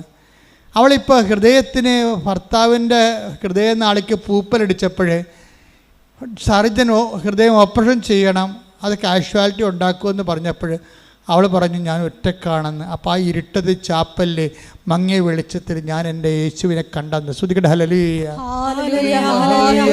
ഹൃദയത്തിൻ്റെ ഉള്ളിലുള്ള ഈ വെജിറ്റേഷൻ അത് ഓപ്പറേഷന് വേണ്ടി സർജൻ നിർബന്ധിക്കുമ്പോൾ ഇതെന്ത് കാഴ്ചയാണ് സംഭവിക്കുമെന്ന് ഓർത്തുകൊണ്ട് ഭർത്താവ് തന്നെ അവൾ പറയും, ഞാൻ ഇനി അമ്മയുടെ അടുത്ത് നിന്ന് പോയിട്ട് വരാമെന്ന് പറയും. അപ്പോൾ ഭർത്താവ് റോജിൻ ചോദിക്കും, റിനു നിനക്ക് ഇപ്പം പോകണോ? എന്താണ് എൻ്റെ അവസ്ഥ? മോശമാണ്, ചിലപ്പോൾ നീ വരുമ്പോൾ ഞാൻ ഉണ്ടായില്ലെന്ന് വരും. ആ ചോദ്യം കേൾക്കുന്നത് നമ്മളെ കണ്ടാലേ അത് മനസ്സിലാകത്തുള്ളൂ. ഇവിടെ പറയും, ഇനിയിപ്പോൾ ഒരു തീരുമാനത്തിൻ്റെ സമയമായില്ലേ, ഇനി ഞാൻ അമ്മയടുത്ത് പോയിട്ട് വരാമെന്ന് പറയും. അമ്മയടുത്ത് വരാൻ പോകുമ്പോൾ ഭർത്താവ് തേങ്ങും, റീനു നിനക്ക് ഇപ്പം പോകണോ എന്ന് ചോദിക്കും. അപ്പോൾ റീനു പറഞ്ഞ ഉത്തരവുണ്ട്, റോജിൻ ഞാൻ എപ്പോഴെങ്കിലും പോയപ്പോൾ നിങ്ങൾക്ക് ഗുണമല്ലാതെ ദോഷം വന്നിട്ടുണ്ടോയെന്ന് ചോദിക്കും. അപ്പോൾ എന്നാൽ നീ പോകാൻ പറയും. ഇവൾ പോയിട്ട് തിരിച്ചു ചെല്ലുമ്പോൾ ഈ വെജിറ്റേഷൻ കാണാനില്ലെന്ന് ഡോക്ടർ പറയും. ഹല്ലേലൂയ ഹല്ലേലൂയ ഹല്ലേലൂയ. അതാണ് റിന്യൂ പറയണത്. ഞാൻ അനുഭവിച്ച് വളർന്ന ഒരു സത്യമുണ്ട്. എന്താണ്? ഞാൻ അനുഭവിച്ച് വളർന്ന ഒരു സത്യമുണ്ട്. എന്താണ്? എൻ്റെ ദൈവം ഒരിക്കലും എന്നെ ഉപേക്ഷിക്കത്തില്ല. ഇത് നമ്മളെല്ലാവരും അനുഭവിച്ച് വളരേണ്ട സത്യമാണ്. ഈ ഉടമ്പടി നിന്നോട് പറയണത് എന്താ? ഉടമ്പടി ആക്കിയതിൻ്റെ കാര്യം എന്താണ്? ബയലാറ്ററൽ എഗ്രിമെൻറ്റിലൂടെ നിൻ്റെ കർത്താവിൻ്റെ കരങ്ങളെ നിന്നെ പിടിപ്പിക്കാൻ വേണ്ടി തന്നെയാണ്. നിങ്ങൾ ഒരുമിച്ചല്ലേ ഇനി യാത്ര വരണ ദൈവമായിട്ട്. ആ ഒരുമിച്ച് യാത്രയാകാൻ വേണ്ടിയാണ് നിങ്ങളോട് പല സമയത്തും ദൈവത്തിൻ്റെ സാന്നിധ്യത്തിൻ്റെ ഒരു അറ്റ്മോസ്ഫിയറും ആംബിയൻസും ക്രിയേറ്റ് ചെയ്യാൻ വേണ്ടിയാണ് അവൻ പറയണ പോലെ നമ്മൾ ചെയ്യണത്. പിടികിട്ടിയാ? അത് നിങ്ങൾ മനസ്സിലാക്കണം. ഈ ആംബിയൻസ് ആൻഡ് അറ്റ്മോസ്ഫിയർക്ക് നമ്മൾ ദൈവത്തിൻ്റെ സാന്നിധ്യം ഗ്യാരണ്ടി ചെയ്യണ ഒരു ആംബിയൻസ്, ഒരു അറ്റ്മോസ്ഫിയർ, ഒരു സാഹചര്യം, ഒരു കാലാവസ്ഥ നമ്മൾ രൂപപ്പെടുത്തിയെടുക്കുന്നതിൻ്റെ ഉദ്ദേശം എന്താ? അതുകൊണ്ടാണ് ഈ റിന്യൂ പറയവേ, എൻ്റെ ഭർത്താവ് ഇങ്ങനെ മരണത്തോട് നോക്കി നിൽക്കുമ്പോഴും എൻ്റെ മനസ്സിൽ ഞാൻ കർത്താവിന് പറയും, കർത്താവേ കല്യാണ നിശ്ചയത്തിൻ്റെ തലേ ദിവസം ഞാൻ നിന്നോട് ചോദിച്ചതല്ലേ നിൻ്റെ സെലക്ഷനാണോ എന്ന്. അപ്പോൾ നീ പറഞ്ഞില്ലേ നിൻ്റെ പദ്ധതിയാണെന്ന്. അപ്പോൾ എനിക്ക് പ്രശ്നമില്ല, എന്തെങ്കിലും വന്നാൽ നീ നോക്കിക്കൊള്ളുമല്ല. എന്നിട്ട് ഇന്നും അതിനെ കൺക്ലൂഡ് ചെയ്യുന്ന രീതിയുണ്ട്. വൺസ് നമ്മൾ ദൈവത്തിൻ്റെ ഇഷ്ടമാണ് എടുത്തതെങ്കിൽ പിന്നെ നമുക്ക് ധൈര്യമായിട്ട് ജീവിക്കാവുന്ന എല്ലാ വിഷയങ്ങളും നമ്മൾ ദൈവത്തിൻ്റെ ഇഷ്ടമാണ് എടുത്തതെങ്കിൽ എല്ലാ വിഷയത്തിലും നമുക്കൊരു ഇഷ്ടമുണ്ടാകും. കാര്യം അതെല്ലാം കമ്പാരിറ്റീവായിട്ടുള്ള ഇഷ്ടമാണ്. മറ്റുള്ളവരുടെ ഓരോ കാര്യം കണ്ടിട്ടാണ് നമ്മൾ അതുപോലെയൊക്കെ ആകാൻ വേണ്ടി ശ്വാസം പിടിച്ച് നടക്കണത്. അല്ല, നമ്മളെ സംബന്ധിച്ചിടത്തോളം എനിക്ക് നിന്നെക്കുറിച്ച് പദ്ധതി ഉണ്ടെന്നല്ല, എല്ലാവരെയും കുറിച്ചുള്ള പദ്ധതിയും ഒരു കളക്റ്റീവായിട്ടുള്ള പദ്ധതി അല്ല, ഒരു പേഴ്സണലായിട്ടുള്ള പ്രോജക്റ്റാണ്, ഒരു കളക്റ്റീവ് പ്രോജക്റ്റ് അല്ല. എനിക്ക് നിന്നെക്കുറിച്ചൊരു പദ്ധതിയുണ്ട്. അപ്പോൾ ചിലപ്പോൾ നിൻ്റെ അനിയത്തിക്കുള്ള പദ്ധതി ആയിരിക്കത്തില്ല നിനക്കുണ്ട പദ്ധതി. അതെപ്പോഴും നിങ്ങൾ മനസ്സിലാക്കണം. അനിയത്തിക്ക് എന്താ ഒരു കുഴപ്പമില്ല, നീ ഇപ്പോഴും കല്യാണം കഴിച്ചിട്ടില്ല, നീ ചേടത്തിയാണ്. അനിയത്തി ഒരുത്തനല്ല, അവൾക്ക് 19 വയസ്സായപ്പോൾ തന്നെ അവൾ ലൈനടിച്ച് കല്യാണം കഴിച്ചു. അവൾ ആ കൊല്ലം തന്നെ പ്രഗ്നൻ്റായി. ഇപ്പോൾ എന്താ നീ എന്ത് പറ്റി? നീ ഇപ്പോഴും കല്യാണം കഴിച്ചിട്ടില്ല, പ്രഗ്നൻ്റ് അല്ല, നീ ചേടത്തിയാണ്. നീ എന്ന കുഞ്ഞുനാൾ തൊട്ട് മാതാവിൻ്റെ ദൈവത്തിന് മാറാതെ നടക്കുന്ന ആളാണ്. കണ്ടില്ലേ? അനുഭവങ്ങൾ എന്തെങ്കിലും ദൈവത്തിൽ നേടിയെടുക്കാനുള്ള ഭൗതികമായ ലക്ഷ്യങ്ങൾ വെച്ചുകൊണ്ട് നീ ദൈവത്തെ ലക്ഷ്യം വെച്ചാൽ ദൈവത്തെ നിനക്ക് നഷ്ടപ്പെട്ടിരിക്കും. എന്താ കാര്യം? ദൈവത്തിൻ്റെ പദ്ധതി ചേട്ടത്തിക്കൊരു പദ്ധതി ഉണ്ടാകും, അനിയത്തിക്ക് പദ്ധതി വേറെ ആയിരിക്കും. അതുകൊണ്ടാണ് പറയണത് 29:11, എനിക്ക് നിന്നെക്കുറിച്ച് പദ്ധതി ഉണ്ടല്ല, നിങ്ങളെക്കുറിച്ച് കുടുംബത്തിൽ മൊത്തം പദ്ധതി ഉണ്ടെന്നല്ല, ചില പദ്ധതികൾ പേഴ്സണലാണ്. അനുഭവത്തിൻ്റെ ഈ യാത്രയിൽ ഇതുപോലുള്ളൊരു ജംഗ്ഷനിൽ വന്നു കഴിഞ്ഞാൽ നമ്മൾ അഭിമുഖീകരിക്കേണ്ടി വരുന്ന ഒരു യാഥാർത്ഥ്യം എന്ന് പറയുന്നത്, നമ്മുടെ അപേക്ഷയും ആവശ്യവും ചില സമയത്ത് രണ്ടായിരിക്കും. അനുഭവത്തിൻ്റെ യാത്രയിൽ നമ്മളൊരു ജംഗ്ഷനിൽ വന്നു കഴിഞ്ഞാൽ, ജംഗ്ഷൻ എന്നിട്ട് അങ്ങോട്ട് പോകണം ഇങ്ങോട്ട് പോകണം എന്നറിയാൻ പല തിരഞ്ഞെടുപ്പിൻ്റെ മുഖത്തേക്ക് വന്നു കഴിഞ്ഞാൽ നമ്മൾ ശ്രദ്ധിക്കേണ്ട ഒരു കാര്യം, ചില വിഷയങ്ങൾക്ക് ചിലപ്പോൾ നമ്മളുടെ അപേക്ഷ വേറെ ആവശ്യം വേറെ ആയിരിക്കും. നമ്മുടെ ആവശ്യം എന്താണെന്ന് ദൈവത്തിന് കൃത്യമായിട്ട് അറിയാം. ഇപ്പം തന്നെ ഞാനൊരു ഉദാഹരണം പറയട്ടെ നിങ്ങളോട്. നമ്മുടെ ഈ പത്രോസില്ലേ, പത്രോസ് സുമന്ദ്ര ദേവാലയത്തിലോട്ട് പോകുന്ന ഒരു സംഭവം ബൈബിൾ പറയുന്നുണ്ട്. അപ്പോൾ ഒരു മുടന്തൻ അവിടെ കുത്തിയിരിപ്പുണ്ട് അല്ലേ. ആ മുടന്തൻ എന്താ ചെയ്യണത്? മുടന്തൻ പത്രോസിനെ കാണുമ്പോൾ കൈ നീട്ടും. എന്തിനാണ് കൈ നീട്ടണത്? അയാളിൽ നിന്ന് വല്ലതും കിട്ടുമെന്ന് ഓർത്തിട്ടാണ് കൈ നീട്ടണം. മുടന്തൻ്റെ ആവശ്യം എന്താ? മുടന്തൻ്റെ അപേക്ഷ എന്താ? വല്ലതും ഒരു തുട്ട് കിട്ടുക അല്ലേ, 10-12 രൂപ കിട്ടുക എന്നുള്ളതാണ് പുള്ളിയുടെ ആവശ്യം. പക്ഷേ പത്രോസ് വിവേചിക്കണ എന്താണ്? ആവശ്യമല്ല, പിന്നെന്താണ്? അല്ല, അപേക്ഷ അല്ല, പിന്നെന്താണ്? ആവശ്യമാണ്. അവൻ്റെ ആവശ്യം എന്താണ്? ഇവൻ്റെ ആവശ്യം മുടന്ത് മാറ്റുകയാണ്. ഇത് തന്നെ ഈ നിയോഗം വെക്കുമ്പോൾ ശ്രദ്ധിക്കേണ്ട കാര്യമാണ്. ആ 3:5 എടുത്തേ, നടപടി പുസ്തകം. നടപടി 3:5. അവരുടെ പക്കൽ നിന്ന് എന്തെങ്കിലും കിട്ടുമെന്ന് പ്രതീക്ഷിച്ച് പറഞ്ഞ് അവരുടെ പക്കൽ നിന്ന് എന്തെങ്കിലും കിട്ടുമെന്ന് പ്രതീക്ഷിച്ച് അവൻ അവരെ നോക്കി പത്രോസ് പറഞ്ഞു, വെള്ളിയോ സ്വർണമോ എന്റെ കയ്യിലില്ല, എനിക്കുള്ളത് ഞാൻ നിനക്ക് തരുന്നു. നസ്രായനായ യേശുക്രിസ്തുവിന്റെ നാമത്തിൽ എഴുന്നേറ്റ് നടക്കുക. ഇതാണ് ദൈവത്തിൻ്റെ ആവശ്യം. എന്താണ്? അവൻ എഴുന്നേൽപ്പിച്ച് നടത്തിയിട്ട് അവിടെ ഉണ്ട്. അവൻ എഴുന്നേറ്റ് നടന്നപ്പോൾ എന്താ സംഭവിച്ചത്? ഇവന് വല്ലതും 2 വെള്ളിത്തുട്ട് കൊടുത്തെങ്കിൽ ഒരു മനുഷ്യൻ അറിയത്തില്ല, അവനും 10 ദിവസം അറിയത്തുള്ളൂ. അവൻ എഴുന്നേൽപ്പിച്ച് നടത്തി കഴിഞ്ഞപ്പോൾ എന്താ സംഭവിച്ചത്? നാട്ടുകാരെല്ലാം പറഞ്ഞു, എടാ ഇവനല്ലേ ആ സുന്ദര കവാടത്തിൽ ഇരുന്നുകൊണ്ട് തെണ്ടിക്കൊണ്ടിരുന്ന ആൾ, ഇവൻ്റെ കാലിപ്പോൾ സുഖപ്പെട്ടല്ലേ. ആരാണ് സുഖപ്പെട്ടിയത്? അത് യേശു. കണ്ടാ, സുവിശേഷം പോകണം കണ്ടില്ലേ, സുവിശേഷം പ്രചരിക്കണം കണ്ടില്ലേ. ഇതാണ് ഇതിൻ്റെ അകത്ത് ഗുഡ്നസ് എന്ന് പറയണത്. നമ്മുടെ അപേക്ഷ മാത്രമാണെങ്കിൽ അതിനെ അഡ്രസ്സ് ചെയ്യാൻ ദൈവം അത്രയ്ക്ക് ഇൻട്രസ്റ്റ് അല്ല. അത് നിങ്ങൾ പഠിക്കണം. ദൈവത്തിൻ്റെ ഉദ്ദേശം എന്താണ്? യേശു ക്രിസ്തുവിനെ ചർച്ചാ വിഷയമാക്കണം. മനസ്സിലായില്ലേ? ഇപ്പോൾ പിടികിട്ടില്ല ഞങ്ങളെ. അതാണ് അവർ പറഞ്ഞത്. അവൻ അപേക്ഷിച്ചു. അപ്പോൾ പത്രോസ് അവൻ്റെ അപേക്ഷ സ്വീകരിച്ചില്ല. മറിച്ച് എന്താണ്? അവൻ്റെ ആവശ്യം മനസ്സിലാക്കിയിട്ട് പറഞ്ഞു, പൊന്നും വെള്ളിയും ഒന്നും എൻ്റെ ഇല്ല. നീ ചോദിച്ചത് പൊന്നെന്ന് പറയുന്നത് റോമൻ നാണയമാണ്, വെള്ളി എന്ന് പറയുന്നത് ഇസ്രായേലിൻ്റെ നാണയമാണ്. അപ്പോൾ റോമാക്കാരൻ്റെ നാണയം എൻ്റെ കയ്യിലില്ല, ഇസ്രായേൽക്കാരൻ്റെ നാണയം എൻ്റെ കയ്യിലില്ല, എൻ്റെ മനസ്സിലെ കാലിയാണ്. പക്ഷേ എനിക്ക് വേറെ ഒരു സ്വത്തുണ്ട്. അതെന്താണ്? The name of Jesus Christ, നസ്രായന, യേശുവിൻ്റെ നാമം. ഇത് ഞാൻ പഠിച്ചത് വെറുതെ പഠിച്ചതല്ല. അവനെ അകലക്കുടിയാണെങ്കിൽ അവൻ്റെ കഷ്ടകാലത്ത് അകലക്കുടിയാണെങ്കിൽ അനുഗമിച്ചുകൊണ്ട് ഞാൻ പഠിച്ചതാണ്. അവൻ എന്നോട് പറഞ്ഞിട്ടുണ്ടായിരുന്നു പണ്ട്, എന്നെ അനുഗമിക്കാൻ ആഗ്രഹിക്കുന്നവൻ സ്വയം പരിത്യജിക്കണം, എൻ്റെ കൂടെ വരണമെന്ന്. അങ്ങനെ പല പരിത്യാഗങ്ങളിലൂടെ ഞാൻ അവൻ്റെ കൂടെ പോയി പഠിച്ചെടുത്തതാണ്. ഇപ്പം അവനാണ് എൻ്റെ ഉള്ളിൽ, അതാണ് എൻ്റെ സ്വത്ത്. റോമാക്കാരൻ്റെ പൊന്ന് നാണയമല്ല, ഇസ്രായേൽ ഗവൺമെൻറ്റിൻ്റെ വെള്ളി നാണയമല്ല. എനിക്കുള്ളത് ഞാൻ നിനക്ക് തരുന്നു. Stand up in the name of Jesus Christ. കർത്താവിൻ്റെ നാമത്തിൽ നീ എഴുന്നേറ്റ് നടക്കാൻ പറഞ്ഞപ്പോൾ അവൻ ചാടി എഴുന്നേറ്റ്.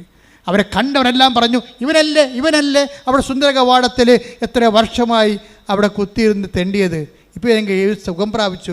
അവനെ കർത്താവ് സുഖപ്പെടുത്തി. എൻ്റെ ദൈവത്തിലെ നിൻ്റെ അപേക്ഷകളെക്കാളും നിൻ്റെ ആവശ്യങ്ങൾ പരിഗണിക്കുന്ന ഒരു ദൈവത്തിൻ്റെ മുമ്പിൽ സാക്ഷിയാകാൻ നീ തയ്യാറായാൽ നിന്റെ ഉടമ്പടി ഇന്ന് ക്രാക്കാകും. കൈയടിക്കട്ടെ, ശ്രുതികടാലേ. ക്രിസ്തു മുടന്തനായ മനുഷ്യൻ്റെ സൗഖ്യത്തിലൂടെ ക്രിസ്തുവിനെ എല്ലാവരും അറിയാവുന്ന രീതിയിലാണ് ദൈവം എല്ലാം ക്രമീകരിക്കുന്നത്. അല്ല നിൻ്റെ സ്വകാര്യമായൊരു വിഷയം സ്വകാര്യമായി പരിഗണിക്കുകയല്ല. നിൻ്റെ അപേക്ഷയേക്കാൾ ഉപരി നിൻ്റെ ആവശ്യത്തിനാണ് ദൈവം പ്രാധാന്യം കൊടുക്കുന്നത്. അതുകൊണ്ടാണ് 6:33 പറയണത്, നിൻ്റെ ആവശ്യം എന്തെന്ന് സ്വർഗസ്ഥനായ പിതാവ് അറിയുന്നു. നീ ആദ്യം ദൈവരാജ്യവും അതിൻ്റെ നീതിയും അന്വേഷിക്കുക. ബാക്കിയുള്ളതെല്ലാം, നിൻ്റെ ആവശ്യങ്ങളെല്ലാം, നിൻ്റെ അപേക്ഷകളെല്ലാം ദൈവം ചേർത്ത് നൽകുന്നതാണ്. കർത്താവേ, നിൻ്റെ ഉന്നതമായ നാമത്തിന് സ്തോത്രം ചെയ്യുന്നു. കർത്താവേ, അങ്ങയുടെ മക്കൾ, അങ്ങയുടെ അവകാശം ഓഹരിയുമാകുന്ന മക്കൾ, ഇവിടെ തീർത്ഥാടനത്തിൽ പ്രാർത്ഥിക്കുന്നവരും ഓൺലൈനായി പ്രാർത്ഥിക്കുന്നവരും ഈ ധ്യാനം എപ്പോഴെല്ലാം എവിടെ വെച്ചെല്ലാം ഏതെല്ലാം കാലങ്ങളിൽ ആരെല്ലാം കേൾക്കുന്നുവോ അവിടെ വരെല്ലാം ദൈവത്തിൻ്റെ കൃപ ശക്തിയായി ഒഴുകട്ടെ. സ്തുതിക്കട്ടെ. ഹല്ലേലൂയ ഹല്ലേലൂയ ഹല്ലേലൂയ. യേശുവേ നന്ദി. ഹല്ലേലൂയ ഹല്ലേലൂയ ഹല്ലേലൂയ ഹല്ലേലൂയ. യേശുവേ ആരാധന ആരാധന. യേശുവേ നന്ദി. യേശുവേ മഹത്വം. ഹല്ലേലൂയ. നമുക്ക് വളരെ ദൈവത്തിൻ്റെ കൃപ, ശക്തി, വിടുതൽ, സൗഖ്യമൊക്കെ കരനടിക്കുമ്പോൾ നിറഞ്ഞു നിൽക്കുന്ന ഒരു സമയമാണ്. നിങ്ങൾ ഹൃദയത്തെ സന്തോഷിക്കണം. വിഷാംശം ശരീരത്തിൽ പ്രവേശിച്ചവരെ കർത്താവിൻ്റെ വിശുദ്ധമായ രക്തം കലർത്തിക്കൊണ്ട് അവരുടെ കെടുരക്തത്തിൽ നിന്ന് അവരെ വിശുദ്ധീകരിച്ചുകൊണ്ട് ത്വക്ക് രോഗങ്ങളിൽ നിന്ന്, മറ്റൊരു രോഗങ്ങളിൽ നിന്ന്, മാംസത്തിൻ്റെ ചൊറിഞ്ഞ പൊട്ടകളിൽ നിന്ന് സുഖപ്പെടുന്ന സന്ദേശമുണ്ട്. ശ്രുതിക്കട്ടെ. ഹല്ലേലൂയ ഹല്ലേലൂയ ഹല്ലേലൂയ. യേശുവേ രോഗസൗഖ്യ സന്ദേശം നന്ദി പറയുന്നു. ഞങ്ങളുടെ ഇടയിലുള്ള അവിടുത്തെ സാന്നിധ്യത്തെ നന്ദി പറഞ്ഞു സ്തുതിക്കുന്നു. ഹല്ലേലൂയ. ആരാധന ആരാധന. കർത്താവേ, നിന്റെ വിശുദ്ധ പൗരോഹിത്യത്തെ മഹത്വപ്പെടുത്തണമേ. കർത്താവേ, സഭയിലുള്ള സാന്നിധ്യം പ്രകടമാക്കണമേ.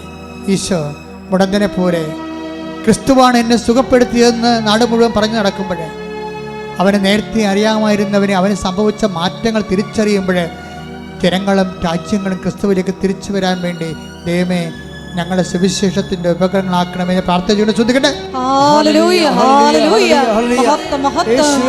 ഞങ്ങളെയും ഈശോയെ ലോകത്തിന് കൊടുക്കുവാൻ പ്രാപ്തരാക്കണമേ എന്ന് പ്രാർത്ഥിച്ചുകൊണ്ട് ശിരസ്സ് നമിച്ച് നമുക്ക് ദിവ്യകാരുണ്യ നാഥൻ്റെ ആശീർവാദം സ്വീകരിക്കാം.